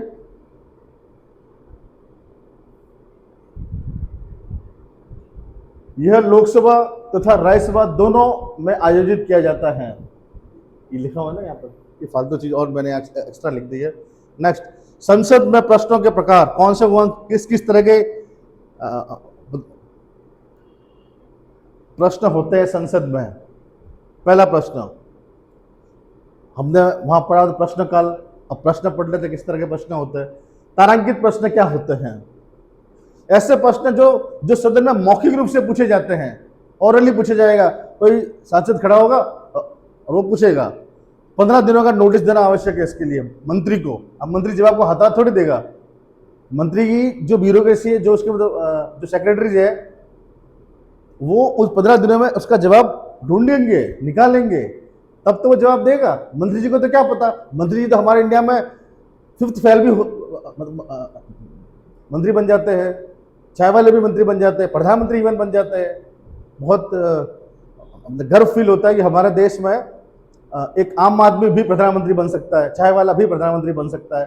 तो नॉलेज, अगर ये पूछा गया है कि मतलब कितने एम्स की स्थापना की गई है पिछले 10 सालों में, तो वो सारे के सारे मतलब फैक्चुअल इंफॉर्मेशन उस मंत्री के पास हो ना हो इसकी गारंटी नहीं है ना। तो फिर जो उनके सचिव होते हैं ना, वो सारे के सारे मतलब इंफॉर्मेशन निकालते हैं, आप जैसे लोग जो ब्यूरोक्रेट्स है वो निकालते हैं, और वो इंफॉर्मेशन को फिर संसद के अंदर वो मंत्री, जब सवाल किया जाता है सांसद के द्वारा, तो वो पढ़ के सुना जाता है, ठीक है जी। तो 15 दिन पहले देना है ये इसका नोटिस। जो तारांकित प्रश्न है उनका स्टार्ड क्वेश्चंस, ठीक है, ये मौखिक रूप से पूछे जाते हैं, इसमें कोई अनुपूरक प्रश्न नहीं पूछा सकता। एक सवाल जो आपने कहा था 15 दिन पहले, जब लोकसभा के अंदर या फिर राज्यसभा के अंदर आपने मतलब रजिस्टर किया था कि मैं ये सवाल पूछूंगा, तो उस सवाल की तो मतलब इंफॉर्मेशन लेके आएंगे वो मंत्री जी। आप और कुछ पूछ लोगे तो वो कहां से देंगे जवाब। तो इसमें कोई सप्लीमेंट्री क्वेश्चन नहीं पूछ सकते। आप खड़े हुए, आप सांसद है, सवाल पूछ लिया, उसका जवाब उनके पास है, क्योंकि आपने 15 दिन पहले उनको सवाल दे दिया था। वो खड़े होके वो जवाब वो पढ़ेंगे जो उनको जो सचिव थे उन्होंने लिख के दिया था, ठीक है। अब आप और कोई क्वेश्चन नहीं कर सकते उनसे, और कोई क्वेश्चन करोगे तो मंत्री जी के पास कहाँ उसका जवाब होगा, नहीं हो सकता ना। इसलिए तो कहा 15 दिन पहले आपको करना है। तारांकित क्वेश्चन नहीं होते जो मौखिक रूप से पूछे जाते हैं, और कोई सप्लीमेंट्री क्वेश्चन नहीं हो सकता उसके अंदर। जो आपने पूछा उसका जवाब वहां से मिल गया, बात खत्म, बैठ जाइए आप। अगर आप नहीं बैठेंगे तो जो अध्यक्ष साहब बैठे वो आपको बैठा देंगे, बैठ जाइए बैठ जाइए बैठ जाइए, माइक बंद कर देंगे। लोकसभा 20 क्वेश्चन पूछे जा सकते हैं लोकसभा के अंदर, ये दिल्ली के। राज्यसभा में 15 ये तारांकित क्वेश्चन, ठीक है। अब अतारांकित अनस्टार्ड क्वेश्चन, ऐसे प्रश्न जो लिखित रूप में पूछे जाते हैं, लिख के दिए हैं इस सांसद ने, ये इस चीज का मुझे जवाब दीजिए मंत्री जी, वो ये भी 15 दिन पहले देना पड़ेगा, ठीक है। इसमें भी अनुपूरक प्रश्न नहीं, सॉरी, इसमें अनुपूरक प्रश्न है वो नहीं पूछा सकता, लेकिन इसमें मतलब पूछा जा सकता है, या थोड़े अपने मतलब गड़बड़ कर दी। इसमें क्या होगा कि मौखिक रूप से है, वो खड़ा होके जब बोल रहा है, या थोड़ी मिस्टेक हो गई मेरे से, मैंने इसको ये मान लिया था। तो जब वो खड़ा होकर सवाल करेगा तो वो जवाब देंगे मंत्री जी। अब मंत्री जी के जवाब से वो संतुष्ट है कि नहीं है, तो वो वापस से उनको सवाल कर सकता है, मौखिक रूप से है। अगर वो लिखित रूप से है, जो 15 दिन पहले देना पड़ेगा, तो उसके अंदर कोई सप्लीमेंट्री क्वेश्चन नहीं पूछा जा सकता, ठीक है। मतलब खड़ा होकर नहीं पूछ रहे हैं वहां पे जवाब, वो डायरेक्ट जवाब ही दे देंगे मंत्री जी आपके सवाल का जो आपने लिख के दिया था 15 दिन पहले, ठीक है। लोकसभा में ये 230 प्लस 25 और हो सकते हैं, राज्यसभा में ये 160। इन सारे सवालों के जवाब वो एक साथ मंत्री देता है, एक साथ देता है, सारे के सारे जवाब एक साथ वो देता रहता है और लोग सुनते रहते हैं जिसने जिसने को सवाल पूछा था उसके अकॉर्डिंग। और फिर उसकी कॉपी भी मिलती है जो लोकसभा राज्यसभा के वेबसाइट पे अपलोड होती है और जिनसे हमारा आरपीएससी का एग्जामिनर क्वेश्चन भी बना देता है, ठीक है। जहां वॉर रूम भी अटैक करता है, वॉर रूम भी कभी कभी वहां जाके वो चुराता है, वहां से जो भी आंसर्स दिए गए हैं मंत्री के द्वारा उस आंसर्स को, बहुत सारी इन्फॉर्मेशन होती है उसके अंदर। किसी सांसद ने सवाल किया है कि हमारे इंडिया में जो आप ये मान लो आप एग्जांपल लो कि सेक्रेट ग्रोव्स है, हिंदी में क्या बोलते हैं उसको, हिंदी में मुझे नहीं पता, सेक्रेट ग्रोव्स होते हैं ना वो अपने जैसे मैंग्रोव्स वगैरह ना, वो कितने परसेंट में फैले हुए हैं और कहाँ का किस किस स्टेट में मतलब कितने परसेंट में फैले हुए हैं। तो ये क्वेश्चन का जवाब देंगे मंत्री जी, वो जवाब से फिर वो सवाल बनाएगा आरपीएससी का आपका जो एग्जामिनर है वो सेक्रेट ग्रोव्स के ऊपर 5 नंबर का सवाल बना देगा। उसके अंदर सारी इंफॉर्मेशन जो है उस आंसर के अंदर लिखी हुई है, वो जो मंत्री जी ने दिया था आंसर उसको वो ऑथेंटिक वो मानेगा और आरपीएससी को दे देगा। और आपके पास वो जवाब कहाँ से आएगा, आप तो गए ही नहीं थे वहाँ लोकसभा की साइड पे भी, राज्यसभा की साइड पे वो सारी चीज़ें लेने। चिंता मत कीजिए, हम वहाँ पे पैनी नज़र रखते हैं, हम वहाँ से जो भी आंसर ऐसा होता है जो हमारा सिलेबस से मैच हो रहा है किसी भी सब्जेक्ट से, वहाँ से हम ले लेते हैं वो, ठीक है। उसकी आप चिंता मत कीजिए, सारी की सारी मेहनत की जा रही है आप लोगों के लिए, उसकी आप चिंता मत कीजिए। एक सदस्य एक दिन में अधिकतम 5 प्रश्न पूछ सकता है इसमें, ठीक है। एक सदस्य 5 प्रश्न ही पूछ सकता है अधिकतम। अल्प सूचना प्रश्न, शॉर्ट इंफॉर्मेशन या ड्यूरेशन आप कह सकते हैं। जन महत्व के अत्यावश्यक विषयों पर 10 दिनों से कम अवधि की सूचना के साथ पूछे जाने वाले प्रश्न, ये 10 दिन से कम अवधि में भी आप पूछ सकते हैं, वो दोनों 15 डेज था, ठीक है। प्रश्न केवल संबंधित मंत्री की सहमति से स्वीकार किए जाएंगे, मंत्री की सहमत होंगे हाँ ये सवाल मैं लूंगा तो ही वो सवाल माना जाएगा, तो ही वो सवाल लेंगे। अगर मंत्री को लगता है कि नहीं ये सवाल नहीं लेना है, चाहे वो 10 दिन पहले ही आपको बोला है, लेकिन तो वो नहीं लेंगे, ठीक है। लोकसभा में 1 सवाल पूछा जा सकता है रोज, राज्यसभा में भी 1 सवाल पूछा जा सकता है रोज, ठीक है। उसके बाद में आता है शून्यकाल, अपन कार्रवाई पढ़ रहे हैं लोकसभा राज्यसभा की। शून्यकाल लोकसभा में होता है, वो 11 से 12 तक प्रश्नकाल था, अब 12 से 1 तक शून्यकाल, 0 आवर्स, ठीक है। अब राज्यसभा के अंदर ये फिर पहले हो जाता है, राज्यसभा के अंदर तो 12 से 1 मतलब प्रश्नकाल होता है और 11 से 12 होता है 0 आवर्स। चेंज होना पड़ता है ना मंत्रियों को भी, तो मंत्री तो मतलब एक ही जगह जाएगा ना, एक टाइम पे मतलब एक ही जगह जाएगा। लोकसभा में है तो लोकसभा में जाएगा, राज्यसभा में है तो राज्यसभा में जाएगा। तो प्रश्नकाल दोनों जगह अलग अलग होते हैं, 0 आवर्स भी दोनों जगह अलग अलग होते हैं। एक ही मंत्री जाता है, इधर भी जाता है उधर भी जाता है, पास में ही राज्यसभा और लोकसभा दिल्ली में संसद में, ठीक है। तो पहली बात तो ये मैं आपको मतलब यहाँ से आपको पता चलना चाहिए कि मंत्री जो है वो लोकसभा सांसद है। आपके ध्यान में कि जो सांसद जीत के जाता है वो मंत्री बन जाता है, बराबर, ऐसा नहीं है। राज्यसभा का जो सांसद है जो इनडायरेक्टली इलेक्टेड है उसको भी सरकार मंत्री बनाती है, बट अगर एक बार वो मंत्री बन गया तो दोनों सदनों के अंदर वो जा सकता है, कार्रवाई में हिस्सा ले सकता है, क्योंकि दोनों सदन के सांसद उससे सवाल करेंगे। अगर वो लोकसभा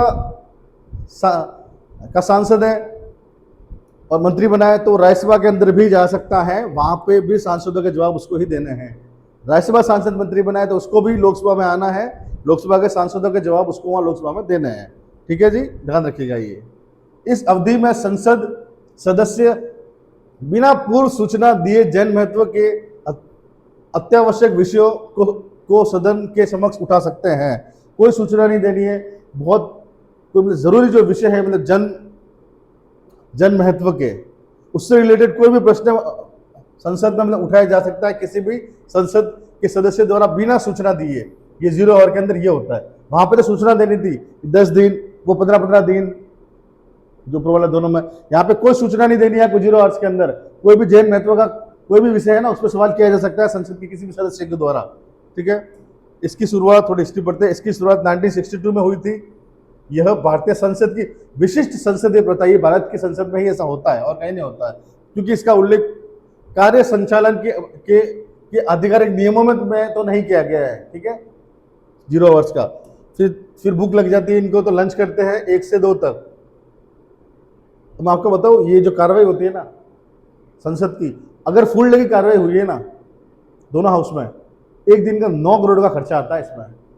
और हम क्या देखते हैं, क्या क्या करते हैं संसद में, आपको पता ही होगा। उसका 9 करोड़ रुपए लगता है एक दिन संसद चलाने का। आपका मेरा टैक्स जो जाता है उससे चुकाया जाता है वो पैसा। सायकालीन चर्चा, ये किसी भी टाइम तक, रात तक चल सकती है, 1, 2, 3, 4, जब तक वो बहस पूरी ना हो जाए। 2 PM से कार्रवाई समाप्त होने तक। इस अवधि में विभिन्न विधेयकों और प्रस्तावों पर चर्चा की जाती है। अपने जो भी ऊपर पड़े सारे विधेयक प्रस्ताव जो भी है वो 2 बजे बाद होता है। ठीक है, उससे पहले सवाल लिए जाते हैं, उसके फिर लंच होता है, फिर ये काम शुरू होता है विधायक का काम। ये विधायक जो काम है वो बाद में शुरू होता है। कौन से प्रस्ताव है, महत्वपूर्ण प्रस्ताव, अभी अपन उस पर आ गए। पहला प्रस्ताव विश्वास प्रस्ताव। विश्वास प्रस्ताव कौन लाता है, किसको विश्वास होता है कि हमारी सरकार है, जिसकी है उसको ही होता है। ठीक है, देखिए इसे लोग ये ध्यान इसमें ये रखना है कि ये कहाँ पेश किया जाता है, इंपॉर्टेंट है, क्वेश्चन आता है, मेंस में भी आ सकता है, प्री में भी आ सकता है।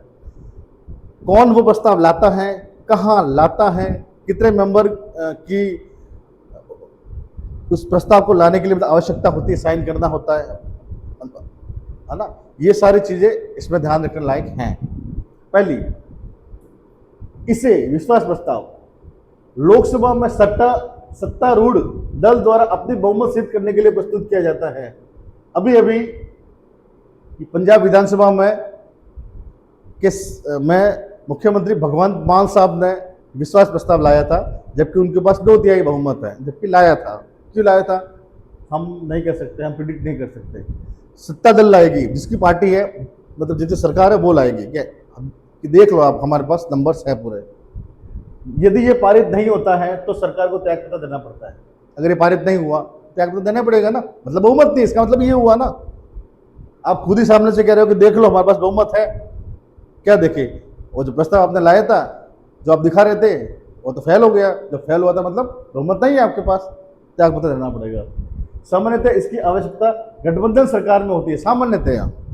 ठीक है, अलग अलग पार्टियों से मिलके अगर कोई सरकार बनी है तो संसद को भरोसे में लेने के लिए विश्वास प्रस्ताव लाया जाता है कि देखो भाई, अलग अलग पार्टी है हम लोग, लेकिन फिर भी हम लोग अभी तक साथ में हैं, हमारी सरकार कंटिन्यू करेगी। ठीक है, इसलिए लाया जाता है। अविश्वास प्रस्ताव कौन लाएगा, किसको अविश्वास होता है, विपक्ष को होता है। लोकसभा और सत्तारूढ़, लोकसभा और विपक्ष द्वारा प्रस्तुत किया जाता है। लोकसभा में प्रस्तुत किया जाता है विपक्ष के द्वारा। इसे कम से कम 50 सदस्यों के हस्ताक्षर का समर्थन प्राप्त होना चाहिए। कम से कम 50 सदस्य जो विपक्ष पर बैठे हैं वो अगर साइन करेंगे तो ही ये प्रस्ताव लाया जा सकता, नहीं तो हर दूसरे दिन ले आएंगे वो। तो हमें लगता है कि इस सरकार के पास बहुमत नहीं है, हर तीसरे दिन कह देंगे वो। तो नहीं, 50 सदस्यों का साइन होना चाहिए उसके ऊपर, और 6 माह तक फिर से आप ला नहीं सकते उसको, नीचे लिखा हुआ आएगा आपको। तो प्रस्ताव प्रस्तुत करने के लिए कारण बताना आवश्यक नहीं होता है कि हमें जो लगता है वो क्या लगता है, ये हम आपको नहीं बताएंगे। ये 50 सदस्यों के साइन है और विश्वास प्रस्ताव हम लोग लाते हैं। तो प्रस्ताव जब लाते हैं ना, तो उस पर चर्चा होती है, वो इंपॉर्टेंट है। बस वो चर्चा जो होती है ना, उसके लिए लाया जाता है। उनको भी पता होता है, जैसे कि मतलब अभी लाया गया था ECI के विरुद्ध, चीफ इलेक्शन कमिश्नर के विरुद्ध, वहाँ भी ये जो हटाने का जो प्रस्ताव लाया था, उनको पता है विपक्ष को कि हमारे पास है ही नहीं नंबर, हम हारेंगे इसमें, ये प्रस्ताव खारिज होगा, फिर भी लाते हैं। क्यों? चर्चा तो करें संसद के अंदर, कोई बात करने को रेडी नहीं होता है, इसके लिए लाया जाता है। ठीक है, इसे पूरे मंत्रिपरिषद के विरुद्ध प्रस्तुत किया जाता है। ये सारी मंत्रिमंडल जो मंत्रिपरिषद होती है, काउंसिल ऑफ मिनिस्टर, उसके खिलाफ लाया जाता है ये कि ये इनके पास बहुमत नहीं है इस मंत्रिपरिषद के पास। ठीक है, एक मंत्री के खिलाफ नहीं, पूरी सरकार के खिलाफ लाया जाता है। कहने का मतलब ये है, किसी एक मंत्री के विरुद्ध नहीं। यदि यह पारित हो जाता है तो भी मंत्रिपरिषद को तो त्यागपत्र देना पड़ेगा, मतलब सरकार गिर जाएगी। अविश्वास प्रस्ताव लाया है कि भाई हमें विश्वास नहीं है कि आपके पास सारे नंबर्स हैं, आपके पास मतलब बहुमत है, और हमने मतलब प्रस्ताव लाया, अगर वो पास हो गया इसका मतलब क्या बहुमत नहीं है उनके पास। नेक्स्ट, निंदा प्रस्ताव। थोड़ी निंदा कर लेते हैं। आजकल सब लोग यही करते हैं, निंदा करते हैं। इसे केवल लोकसभा में प्रस्तुत किया जाता है, निंदा सिर्फ लोकसभा में हो सकती है, ठीक है, क्योंकि मंत्रिपरिषद सामूहिक रूप से लोकसभा के लिए उत्तरदायी है। पढ़ा था अपन ने ऊपर आर्टिकल 74 वगैरह में, क्योंकि मंत्रिपरिषद जो है, काउंसिल ऑफ मिनिस्टर जो है, वो कलेक्टिवली लोकसभा के प्रति उत्तरदायी है, इसलिए इसको सिर्फ लोकसभा में लाया जाता है। हम निंदा किसकी करेंगे? मंत्रिपरिषद की तो करेंगे कि आपने काम सही नहीं किया है, बराबर। तो मंत्रिपरिषद जो है वो लोकसभा के लिए जिम्मेदार है, तो ये लोकसभा में ही लाया जाएगा, इसलिए केवल लोकसभा में ही इसे निंदा करने का अधिकार है, ठीक है। इसको भी कम से कम 50 सदस्यों के हस्ताक्षर के साथ लाना होगा। और निंदा कौन करेगा? विपक्ष करेगी, तो विपक्ष लाएगा। अब चाहे यहाँ लिखा हुआ हो कि नहीं हो, आपको समझना है कि निंदा कौन करेगा, सरकार की निंदा कौन करेगा? विपक्ष ही करेगा। प्रस्ताव में निंदा के कारणों का स्पष्ट उल्लेख होना चाहिए। अविश्वास प्रस्ताव में उल्लेख नहीं करना कारण का चलेगा, यहाँ पे तो क्यों निंदा कर रहे हैं उसका कारण उल्लेख होना चाहिए उसमें, ठीक है।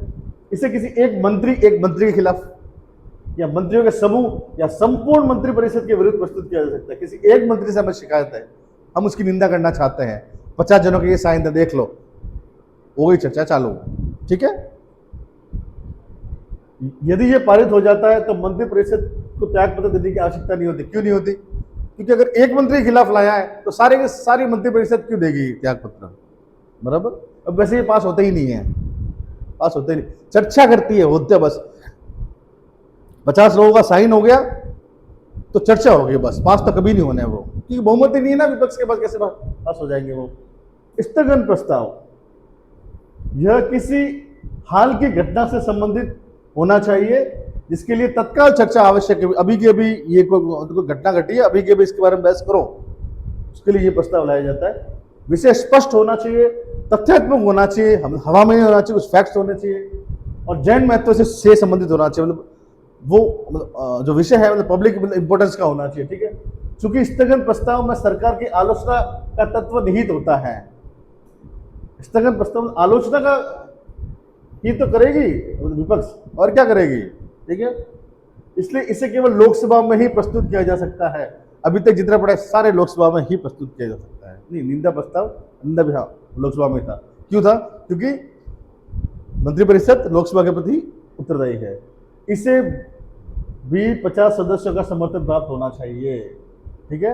नेक्स्ट, ध्यानाकर्षण। इधर तो देखो प्रस्ताव, इसको मैं ऐसे बोलता हूँ, इधर तो देखो प्रस्ताव, ध्यानाकर्षण प्रस्ताव। इसका उपयोग सदन तथा संबंधित मंत्री का ध्यान किसी विशिष्ट घटना या जन महत्व के विषय की ओर आकर्षित करने के लिए किया जाता है कि भाई साहब इधर देखो, मंत्री साहब को बोलेंगे ये विषय पे आप थोड़ा ध्यान दो आप अपना, उसके लिए लाया जाता है। एक दिन में अधिकतम 2 बार ध्यान दिलवा सकते हैं किसी मंत्री का, ठीक है। एक प्रस्ताव में अधिकतम 5 सदस्यों के नाम सम्मिलित होने चाहिए, हो सकते हैं 5 लोग एक साथ कह सकते हैं कि भाई साहब हम भी है, हम भी है, हम भी है, इधर देखिए आप, ऐसे, ठीक है। इससे संबंधित मंत्री द्वारा रिप्लाई करना जरूरी है। अगर सवाल पूछा गया है, ध्यानाकर्षण, ध्यान दो इधर, अगर ये कह दिया है, ये प्रस्ताव अगर आ गया है तो मंत्री जी को ध्यान देना जरूरी है, ठीक है। व्यक्तित्व देना जरूरी है मंत्री के द्वारा, ठीक है। ये प्रीलिम्स के अंदर ऑप्शन में लिखे रहेंगे, ये लिखा रहेगा क्वेश्चन से संबंधित प्रावधानों पे को पढ़िए और उचित सिलेक्शन कीजिए, मतलब उत्तर दीजिए, जिसमें ये सब लिखे होंगे। इसमें से कुछ और यहाँ जो है ना व्यक्तित्व आवश्यक होता है, वहाँ लिखा रहेगा नहीं होता है, वहाँ लिखा रहेगा नहीं होता है, ये लिखा रहेगा, और फिर ये गलत हो जाएगा। ऐसे आपको वहाँ सॉल्व करना है क्वेश्चन। इसमें चर्चा और मतदान का प्रावधान नहीं होता, कोई चर्चा नहीं होती, कोई मतदान नहीं होता इसके अंदर। आपको कोई प्रॉब्लम है, ध्यान यहाँ दिलाना है, ध्यान वो दिलवा दो, मंत्री जी उसका जवाब दे देंगे, बात खत्म, कोई चर्चा नहीं, कोई मतदान नहीं, कोई वोटिंग नहीं इस प्रस्ताव पर। यह एक भारतीय नवाचार है, यही हो सकता है भारत के अंदर की चर्चा नहीं हो करनी है किसी भी बात पे, ठीक है, जिसकी शुरुआत 1954 में हुई थी। इसका उल्लेख सदन के नियमों और प्रक्रियाओं में किया गया है। इसका उल्लेख किया गया सदन के नियमों और प्रक्रियाओं में, इसका उल्लेख नहीं किया गया है। हम नीचे आप कमेंट करके बताओ, अपन ने वो ऊपर पढ़ा था, अभी अभी पढ़ के आए अपन, हाँ, शून्यकाल।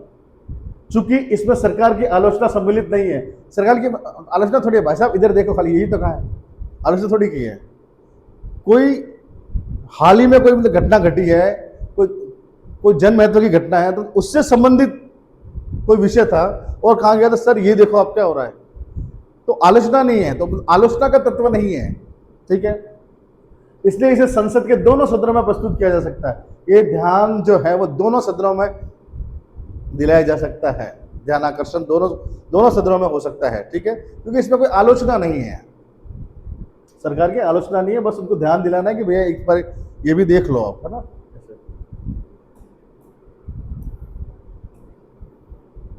अल्पकालिक चर्चा, शॉर्ट ड्यूरेशन डिस्कशन, इसका उपयोग जन महत्व के विषयों पर चर्चा करने के लिए किया जाता है। इसके लिए कम से कम 2 सदस्यों के हस्ताक्षर होने जरूरी है, 2 सदस्यों के हस्ताक्षर होने जरूरी है। इसके लिए कार्य मंत्रणा समिति, बिजनेस एडवाइजरी कमेटी की पूर्व स्वीकृति आवश्यक होती है, इंपॉर्टेंट है। अल्पकालिक चर्चा के लिए कार्य मंत्रणा समिति, जिसके हेड जो होते हैं लोकसभा के अध्यक्ष होते हैं बाय डिफॉल्ट, ठीक है, एक्स ऑफिसियो प्रेसिडेंट होते हैं, इसके अध्यक्ष होते हैं, तो इसकी स्वीकृति लेना जरूरी है, ठीक है। चर्चा का समय निर्धारित होता है, लोकसभा में 2 घंटे बाद के लिए आप बहस कर सकते हैं इसमें अल्पकालीन चर्चा के दौरान, और राज्यसभा में 2.5 घंटे, यहाँ टाइम ज्यादा है थोड़ा। रूल 377 ये लोकसभा के अंदर होता है, 377 सिर्फ लोकसभा के ऊपर मान्य है, ठीक है। इसे पहली बार 1960 में प्रारंभ किया गया था, जिसका उपयोग जन महत्व के विषयों को मतलब उठाने के लिए, ये सारे के सारे महत्व तो जन महत्व का ही होगा। अब ये बार बार लाइन देख लीजिएगा आप, जिन्हें प्रश्नकाल, ध्यानाकर्षण प्रस्ताव या अल्पकालिक चर्चा के दौरान नहीं उठाया गया। अगर यहाँ पे भी अगर कोई क्वेश्चन इन सारी चीजों के अंदर आपने कोई सवाल नहीं उठाया गया है, तो फिर एक रास्ता ये भी आपके पास कि रूल 377 के अंतर्गत आप पूछ सकते हैं। सरकार कहती है हमने आपको मौका दिया था प्रश्नकाल में भी, ये सारे प्रस्ताव थे वो भी आपने नहीं लाए, फिर तो ऐसा कोई क्लॉज डाल दिया जब वो सरकार, जब वो विपक्ष में थी वो पार्टी, तो फिर जब वो जब सरकार में आई तो उन्होंने क्लॉज डाल दिया कि भाई 377 के अंदर जो रूल 377 है, जो लोकसभा की मतलब कार्रवाई का रूल है, उसके अंदर ये 377 जो लिखा हुआ है, उसके अंदर लिखा हुआ है कि अगर किसी भी प्रस्ताव के दौरान या शून्य मतलब प्रश्नकाल के दौरान आपने कोई सवाल नहीं करा तब भी आपको सवाल कर सकते हैं, ठीक है, ये इसमें लिखा हुआ है। तो प्रतिदिन अधिकतम 20 विषय जो है वो रूल 377 के अंतर्गत उठाए जा सकते हैं। इसके लिए किसी मंत्री की उपस्थिति या मंत्री के वक्तव्य की आवश्यकता नहीं होती है, ठीक है। इमरजेंसी केस में ये तो यूज होता है, तो मंत्री वहां होंगे नहीं होंगे क्या पता।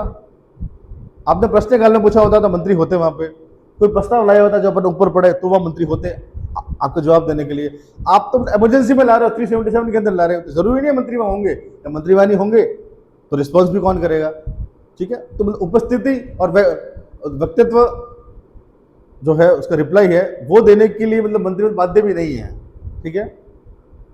ये 20 विषय पूछे जा सकते हैं 377 के अंदर एक दिन में। समापन प्रस्ताव, साधारण समापन कैसे होता है? जब किसी विधेयक या विषय पर चर्चा पूर्ण हो जाती है तो साधारण समापन द्वारा वाद विवाद समाप्त कर दिया जाता है। साधारण। कंगारू समापन, ये 2 चीजें थोड़ी देख लीजिएगा, एग्जाम में पूछा जाता है, कभी कभी प्रीलिम्स में पूछा जाता है, मैंने किसी स्टेट पीसीएस में देखा था मैं ये। जब केवल महत्वपूर्ण विषयों या धाराओं पर चर्चा की जाती है और निर्धारित समय के भीतर चर्चा पूर्ण कर ली जाती है तो उसे कंगारू समापन कहते हैं। जो टाइम अलॉकेट किया गया था किसी चर्चा के लिए, और उस टाइम के अंदर ही वो चर्चा पूरी हो गई तो कंगारू। ठीक है, अब गिलोटिन, गिलोटिन में जब समय की कमी होती है के कारण सभी विषयों पर चर्चा करना संभव नहीं होता है, समय कम होता है, बहुत सारे विषय होते हैं मंत्रिमंडल के सामने, मंत्री के सामने, और वो चर्चा सब मतलब करना संभव नहीं हो पाता। ये जनरली बजट के अंदर होता है। ठीक है, तब चर्चा के लिए समय पहले से निर्धारित कर लिया जाता है कि भाई इतने टाइम तक हम चर्चा करेंगे। अब भले आपके सारे विषय लिए गए हैं कि नहीं लिए गए, उससे मतलब नहीं है। तो निर्धारित समय समाप्त होने पर चर्चा समाप्त हो जाती है। इसका सामान्यतः उपयोग बजट चर्चा के दौरान किया जाता है कि भाई 5 घंटे है, जितना बोलना है बोल लो, जितना आपको बोलना है, जितना आपको विरोध करना है कर दो। 5 घंटे के बाद चर्चा समाप्त और वोटिंग चालू। और वोटिंग में तो जो सरकार है वो उसके बाद बहुमत है, तो साधारण बहुमत चाहिए होता है, बजट में मिल जाता है। धन्यवाद प्रस्ताव, धन्यवाद कौन ही देता है? धन्यवाद राष्ट्रपति जी देते हैं। राष्ट्रपति के विशेष अभिभाषण आर्टिकल कौन सा है आप मुझे नीचे लिख के बताइएगा। के पश्चात सत्तारूढ़ दल द्वारा संसद के दोनों सदनों में धन्यवाद प्रस्ताव प्रस्तुत किया जाता है। ये भी एक प्रस्ताव है। ठीक है, राष्ट्रपति ने अपना विशेष अभिभाषण दे दिया, फिर उनको धन्यवाद देना पड़ेगा। तो प्रधानमंत्री साहब है, होम मिनिस्टर साहब है, या फिर कोई और मिनिस्टर है, वो खड़े होकर फिर धन्यवाद प्रस्ताव लाते हैं। वो धन्यवाद प्रस्ताव में भी विपक्ष उनको घेर देता है। ठीक है, धन्यवाद प्रस्ताव दोनों सदनों के द्वारा विशेष रूप से लोकसभा द्वारा पारित होना आवश्यक है। जो प्रस्ताव लाया है प्राइम मिनिस्टर ने, होम मिनिस्टर ने, राष्ट्रपति के धन्यवाद के लिए वो पारित होना जरूरी है। राष्ट्रपति पीएम ने लाया है या फिर किसी मिनिस्टर ने लाया है, ये सरकार लाती है। ठीक है, धन्यवाद प्रस्ताव ये सरकार धन्यवाद करती है राष्ट्रपति का कि आप आए, बहुत बहुत धन्यवाद। ठीक है, वो अगर पारित नहीं होता है ना, सरकार को इस्तीफा देना पड़ता है। यदि यह पारित नहीं होता है तो मंत्रिपरिषद को त्यागपत्र देना पड़ता है। ठीक है, धन्यवाद प्रस्ताव में संशोधन किया जा सकता है। ये पूछा गया था यूपीएससी के अंदर और कोई पढ़ के नहीं गया था, इसको फिर बहुत से लोगों ने गलत कर दिया। धन्यवाद प्रस्ताव के अंदर अमेंडमेंट्स हो सकते हैं, रट लो बस खत्म।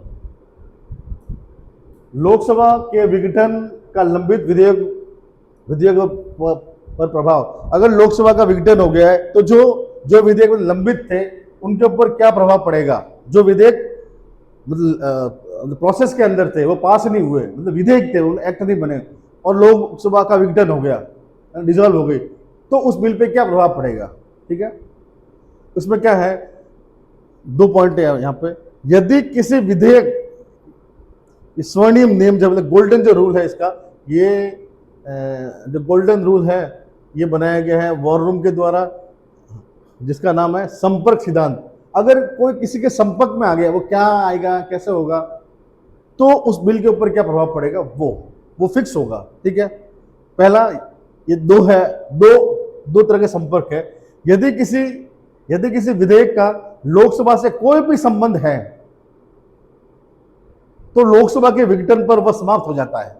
लोकसभा के साथ वो कॉन्टेक्ट में आ चुका है कोई भी विधेयक, तो वो लोकसभा के समाप्त होते ही लैप्स हो जाएगा वो बिल। ठीक है, यदि किसी विधेयक का प्रत्यक्ष या अप्रत्यक्ष संबंध राष्ट्रपति से है, अगर कोई विधेयक राष्ट्रपति के पास गया, चाहे प्रत्यक्ष रूप से या अप्रत्यक्ष रूप से, तो वो लैप्स नहीं होता है। पढ़ना अपन को इसके अंदर यही है कि लोकसभा का विघटन हो गया तो बिल क्या होगा, लैप्स होगा या कंटिन्यू रहेगा।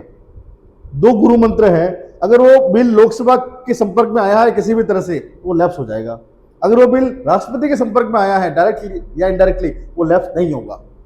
ये दो गुरु मंत्र है, गोल्डन रूल है जो आपको याद रखना। संपर्क सिद्धांत कहाँ है, ये वॉर रूम ने उनको संपर्क में आने का। पहला, लोकसभा में प्रस्तुत हो चुका है कोई बिल और वही लंबित विधेयक है, मैंने कहा लोकसभा में आया है, लोकसभा की कॉन्टेक्ट में आ गया, मतलब लोकसभा में कोई बिल प्रस्तुत हुआ और वही लंबित है, मतलब भेजा ही नहीं गया आगे, हो सकता है मतलब वोटिंग भी नहीं हुई होगी उस पर, तो लोकसभा के विघटन में समाप्त हो जाएगा। आपको ये सारी चीजें लैंग्वेज याद ही नहीं रखनी है, आपको ये याद रखना कि अगर लोकसभा के संपर्क में आ गया लैप्स हो जाएगा। अगर राष्ट्रपति के संपर्क में आ गया वो लैप्स नहीं होगा। ठीक है, पहला लोकसभा में प्रस्तुत तो लैप्स हो गया, इतना ही पढ़ो, ज्यादा आगे पढ़ो ही नहीं। लोकसभा आ गया तो खत्म, कहानी खत्म। दूसरा, लोकसभा द्वारा पारित किंतु राज्यसभा में लंबित। लोकसभा द्वारा पारित मतलब लोकसभा के संपर्क में आ गया, समाप्त, ये भी समाप्त। राज्यसभा द्वारा पारित किंतु लोकसभा में लंबित विधेयक, लोकसभा में लंबित मतलब लोकसभा के संपर्क में आ गया, समाप्त। कुछ ज्यादा आपको दिमाग ही नहीं लगाना है। राज्यसभा में प्रस्तुत और वही लंबित है, वो लोकसभा के कॉन्टेक्ट में नहीं आया है, लेकिन लोकसभा के विघटन पर समाप्त वो नहीं होता है, बराबर। राज्यसभा में प्रस्तुत किया जा चुका है वो बिल, कहीं भी प्रस्तुत कर सकते हैं बिल, तो राज्यसभा में ला सकते, लोकसभा में ला सकते, कोई भी बिल, मनी बिल नहीं। और वह लंबित विधेयक है, वो राज्यसभा में ही लंबित है, मतलब लोकसभा के कॉन्टेक्ट में नहीं आया है, तो लैप्स भी नहीं होगा। ठीक है, राज्यसभा में प्रस्तुत किया जा चुका है, पारित भी कर दिया वहां से, किंतु अभी तक लोकसभा में प्रेषित नहीं किया गया, अभी तक लोकसभा के संपर्क में नहीं आया है, समाप्त नहीं होगा। ठीक है, राष्ट्रपति के समक्ष लंबित है, राष्ट्रपति का नाम आ गया तो समाप्त नहीं होगा। ठीक है, इतना सिंपल है।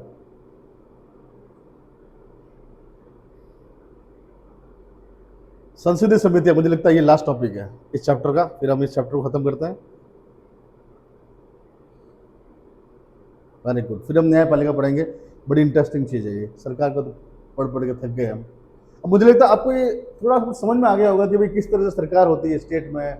स्टेट वाला तो अभी तक अपने पढ़ा भी नहीं है, सेंटर में सब कैसे होता है, राष्ट्रपति, उपराष्ट्रपति, सांसद, मिनिस्टर्स, बजट, कौन किसको रिपोर्ट करता है, फिर किसके क्या क्या अधिकार होते हैं, ये सारी कहानी मुझे लगता है अब आपको थोड़ी थोड़ी समझ में आने लगी होगी। ऐसे ही धीरे धीरे आपको पूरी पॉलिटी समझ में आ जाएगी। सबसे बड़ी इंपॉर्टेंट जो मैंने आपको पहले ही बताया था कि ये जो पिछले आप 2-3 दिन से जो क्लासेस देख रहे हैं ना, 1-2 दिन से, जैसे ये होगी पूरी, तो ये क्लासेस इतनी, ये नॉलेज इतना इंपॉर्टेंट नहीं है एग्जाम पॉइंट ऑफ व्यू से, बट जनरल नॉलेज होना चाहिए आपको इस चीज़ का।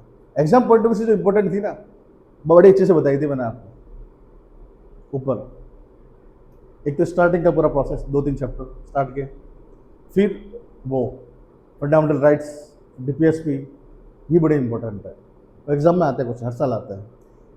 ठीक है, अब ये पढ़ेंगे हम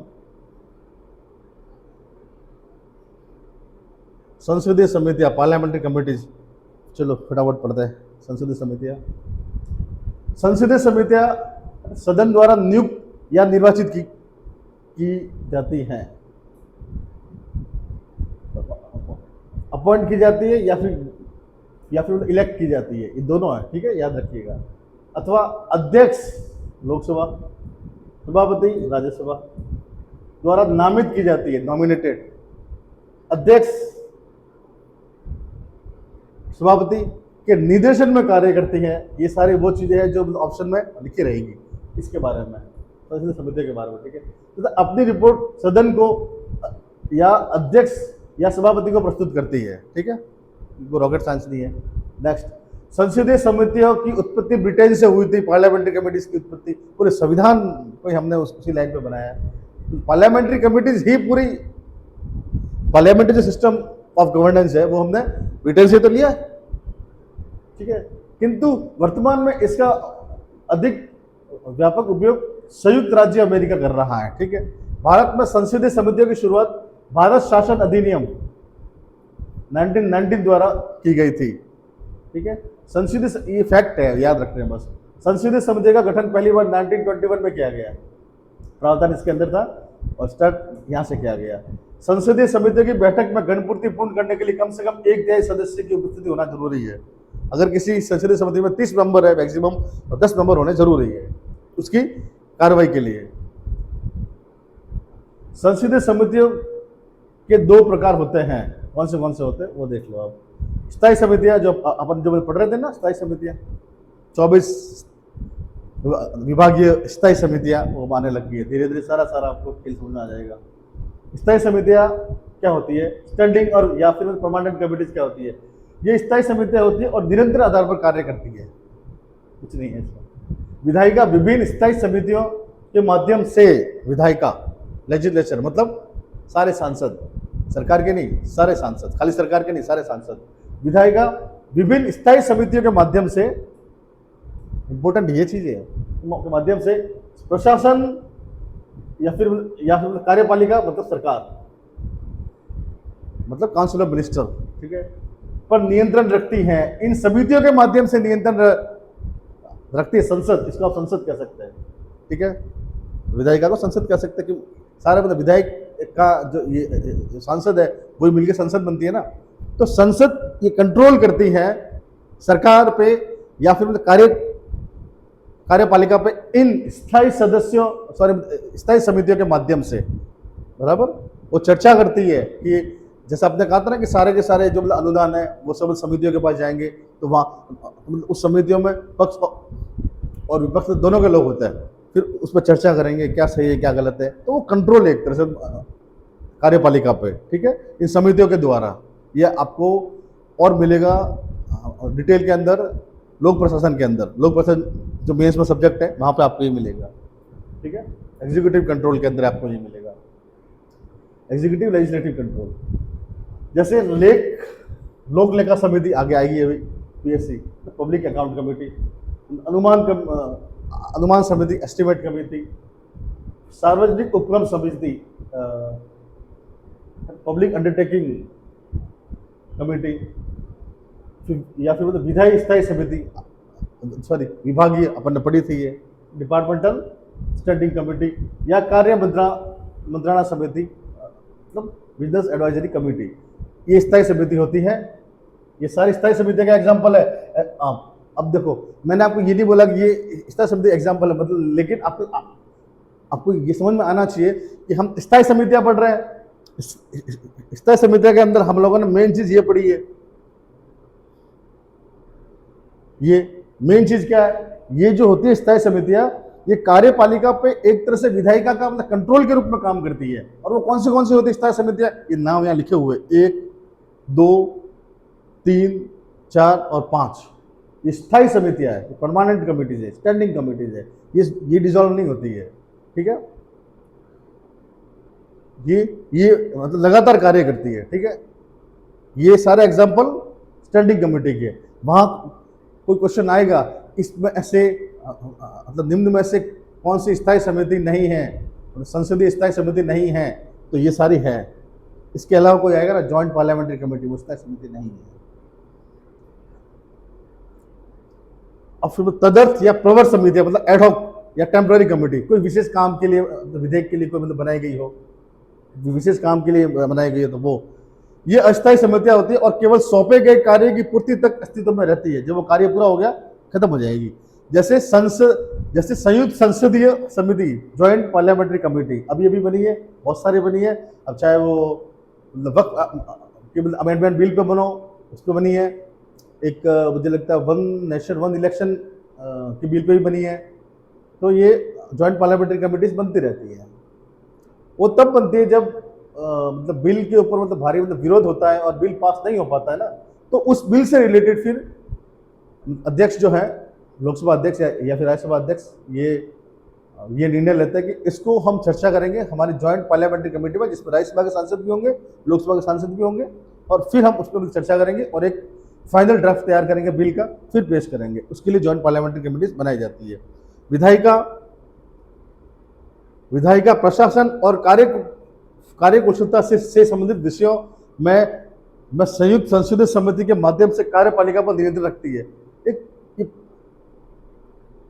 कमेटी जितनी भी है ना, सारी की सारी कार्यपालिका के नियंत्रण पे ही होती है। अदरवाइज तो मतलब ये कमेटी मतलब बनाने की जरूरत भी कहाँ पड़े। जो बिल लाया सरकार ने, अगर वो पास हो जाता है, फिर कोई नियंत्रण भी अगर उसके ऊपर दिया सरकार के ऊपर, तो वो पास हो जाएगा। जब वो पास हो जाएगा तो क्या जरूरत है फिर इसको कंट्रोल करने की, इस समितियों की। तो ये समितियां होती है इसलिए कि कंट्रोल करे सरकार के ऊपर, कार्यपालिका के ऊपर, ठीक है। अब महत्वपूर्ण संसदीय समितियां होती कौन सी, ये तो हम लोगों ने देख लिया क्या क्या होती है। दो तरह की होती है, एक तो स्थायी और एक तदर्थ या प्रवर समिति। अब वो कौन सी है वो हम देखते हैं। पहला है प्राक्कलन समिति।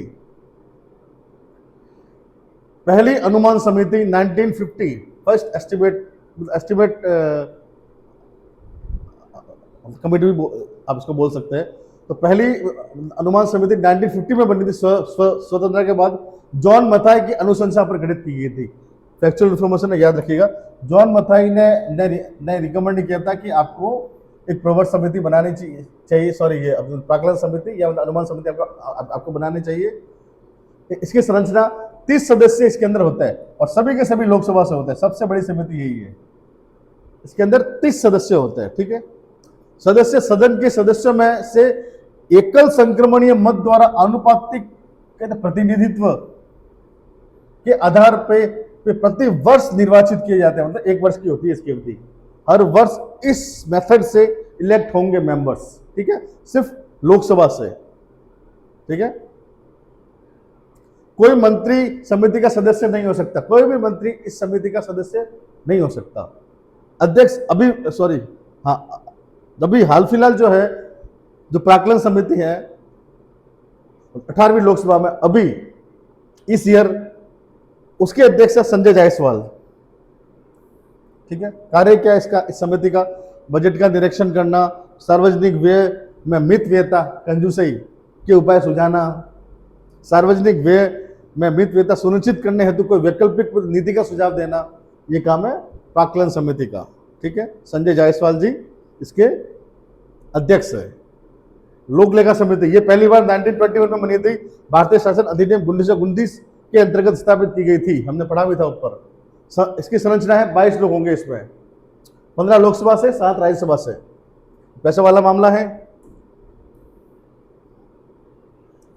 मामला पैसे वाला है ना, तो इसमें राज्यसभा के लोग भी होंगे। 15 लोकसभा, 7 राज्यसभा। 1 वर्ष के लिए सेम है। एकल संक्रमणीय मत तथा अनुपातिक प्रतिनिधित्व, ये इसका मेथड है इलेक्शन का, के आधार पर निर्वाचित किए जाएंगे। अभी जो विपक्ष होते हैं, जो अध्यक्ष होते हैं, वो सामान्यतया विपक्ष के होंगे इसमें, ठीक है। विपक्ष ही तो जांच करेगा, तो ही तो सही करेगा। तो सामान्यतया विपक्ष के अध्यक्ष होते हैं। फिलहाल के लिए, अभी के लिए केसी वेणुगोपाल हैं इसमें। पब्लिक अकाउंट कमेटी के अध्यक्ष केसी वेणुगोपाल हैं, जिसे लोकसभा अध्यक्ष द्वारा समिति के सदस्यों में से नियुक्त किया जाता है। ये जो समिति के सदस्य थे टोटल 15 और 7, इनमें से नियुक्त किया जाएगा, ठीक है। कोई मंत्री सदस्य नहीं हो सकता इसके अंदर भी। जो सरकार के मंत्री है वो इसके सदस्य नहीं हो सकते, ठीक है जी। नेक्स्ट, अन्य नाम इसका क्या है? लोक सेवा समिति को मित्र, दार्शनिक और मार्गदर्शक भी कहा जाता है। किसका? सीएजी का। कार्य सीएजी की लेखा परीक्षा रिपोर्ट की जांच करना और वित्तीय अनियमितता की पहचान करना। सीएजी जो रिपोर्ट देती है सारे के सारे डिपार्टमेंट से रिलेटेड, सारे मिनिस्ट्री से रिलेटेड, चाहे वो स्टेट के हो चाहे वो सेंटर के हो, तो उनकी रिपोर्ट के ऊपर ये जांच करती है। ये इसका काम है। सार्वजनिक उपक्रम समिति, ये 1964 में पहली बार बनी। कृष्ण मेनन की समिति के रिकमेंडेशन पे। टोटल संरचना है इसकी 22 लोग है, सेम है इसमें भी, 15 लोकसभा से, 7 राज्यसभा से। 1 वर्ष के लिए सेम प्रोसेस के द्वारा ये इसका निर्वाचन होगा। कोई मंत्री सदस्य नहीं बन सकता इसके अंदर भी। इसके अध्यक्ष फिलहाल के लिए जो है 18वीं लोकसभा में इस साल जो है वो बैजयंत पांडा, ये शायद उड़ीसा से है, ठीक है, बैजयंत पांडा है। कार्य इसका क्या है? सार्वजनिक उपक्रम, जो गवर्नमेंट के जो फर्म्स है, जो कंपनीज है, उनकी रिपोर्टों और लेखों की जांच करना, ठीक है। नोट, इसकी अनुशंसाएं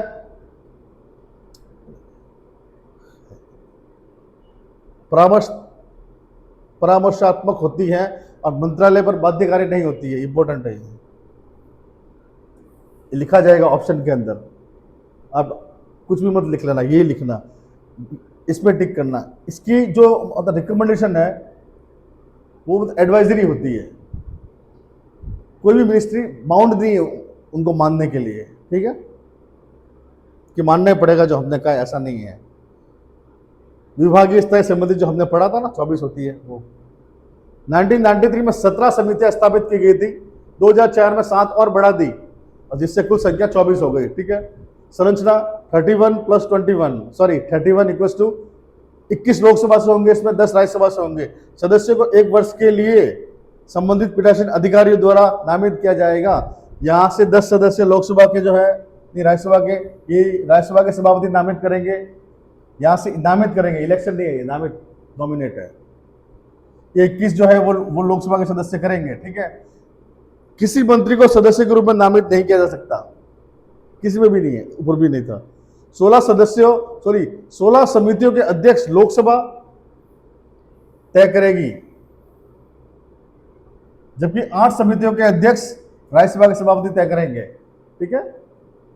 कार्य क्या इसका बजट फिर प्रस्तुत किए जाने के पश्चात इसे विभागीय संबंधित समितियों को भेजा जाता है, अपन ने पढ़ा था, तो यही थी वो सारी की सारी।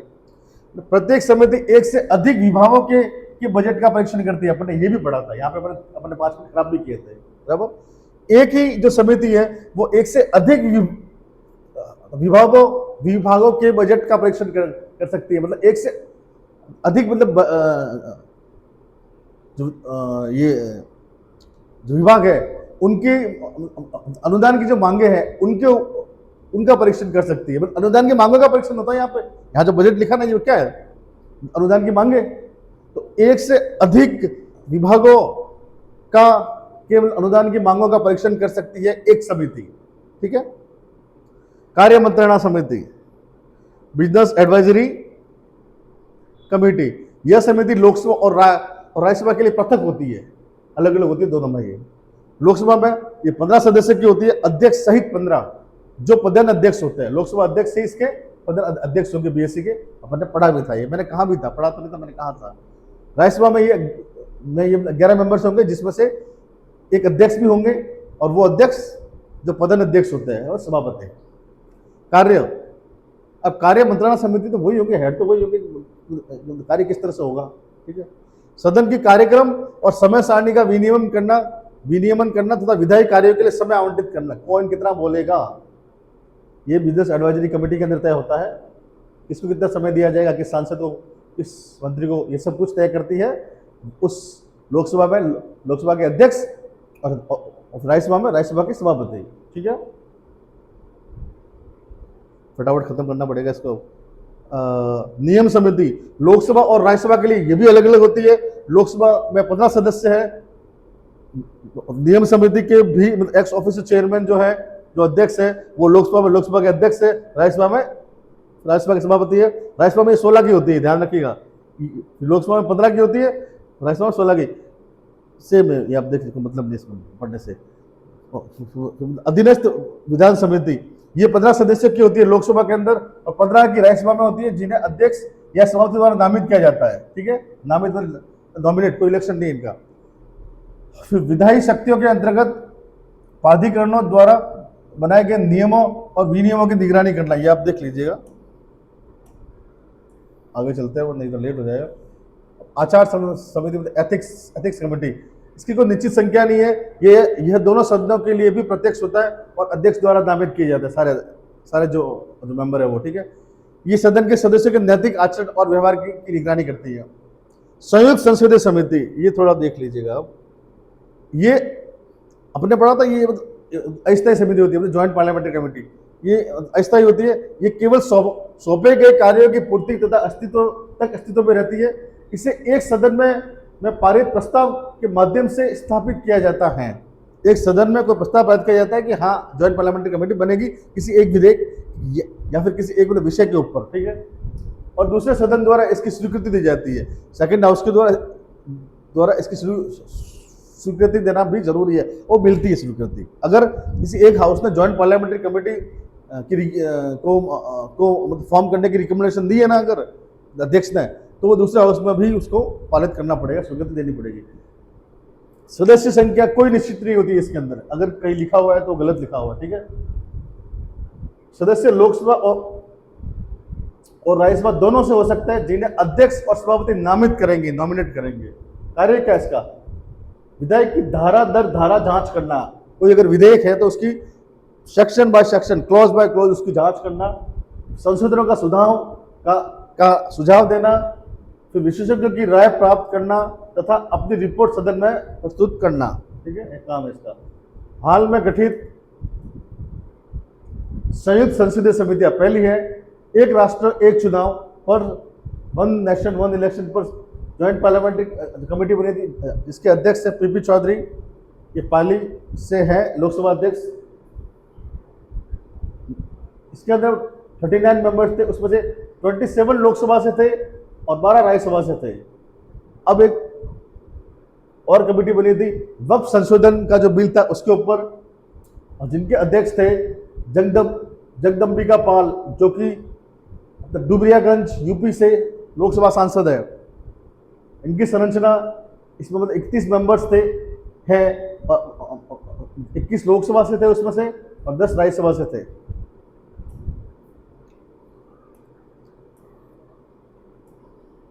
बहुत बहुत धन्यवाद आपका सुनने के लिए। इसको आप रिवाइज करना वापस। अभी ये क्लास खत्म होने के बाद आप इसको, ये जो अपने 7-8 पेज पढ़े, इसको आप रिवाइज कीजिएगा। और जहाँ जहाँ मैंने आपको कहा है कि ये ध्यान रखने लायक चीज़ है, ये आप थोड़ा ध्यान रखना, वो चीज़ें ही इंपॉर्टेंट है। वर्ड बाय वर्ड आपको रटने की जरूरत नहीं है इस चैप्टर को। ठीक है, मेंस के लिए भी इतना ज़्यादा कोई मतलब इंपॉर्टेंट नहीं है कि आप उसको वर्ड बाय वर्ड आप रटे। मेंस में क्या इंपॉर्टेंट है क्या नहीं, अपन मेंस में बात कर लेंगे।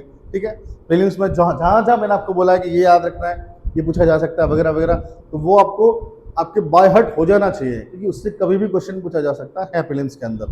बाकी हम कल ही नेक्स्ट जो है चैप्टर वो स्टार्ट करेंगे, चैप्टर नंबर 11, संघ सरकार न्यायपालिका, जो के अंदर जो अनुच्छेद 124 टू 147 में दे रखी है।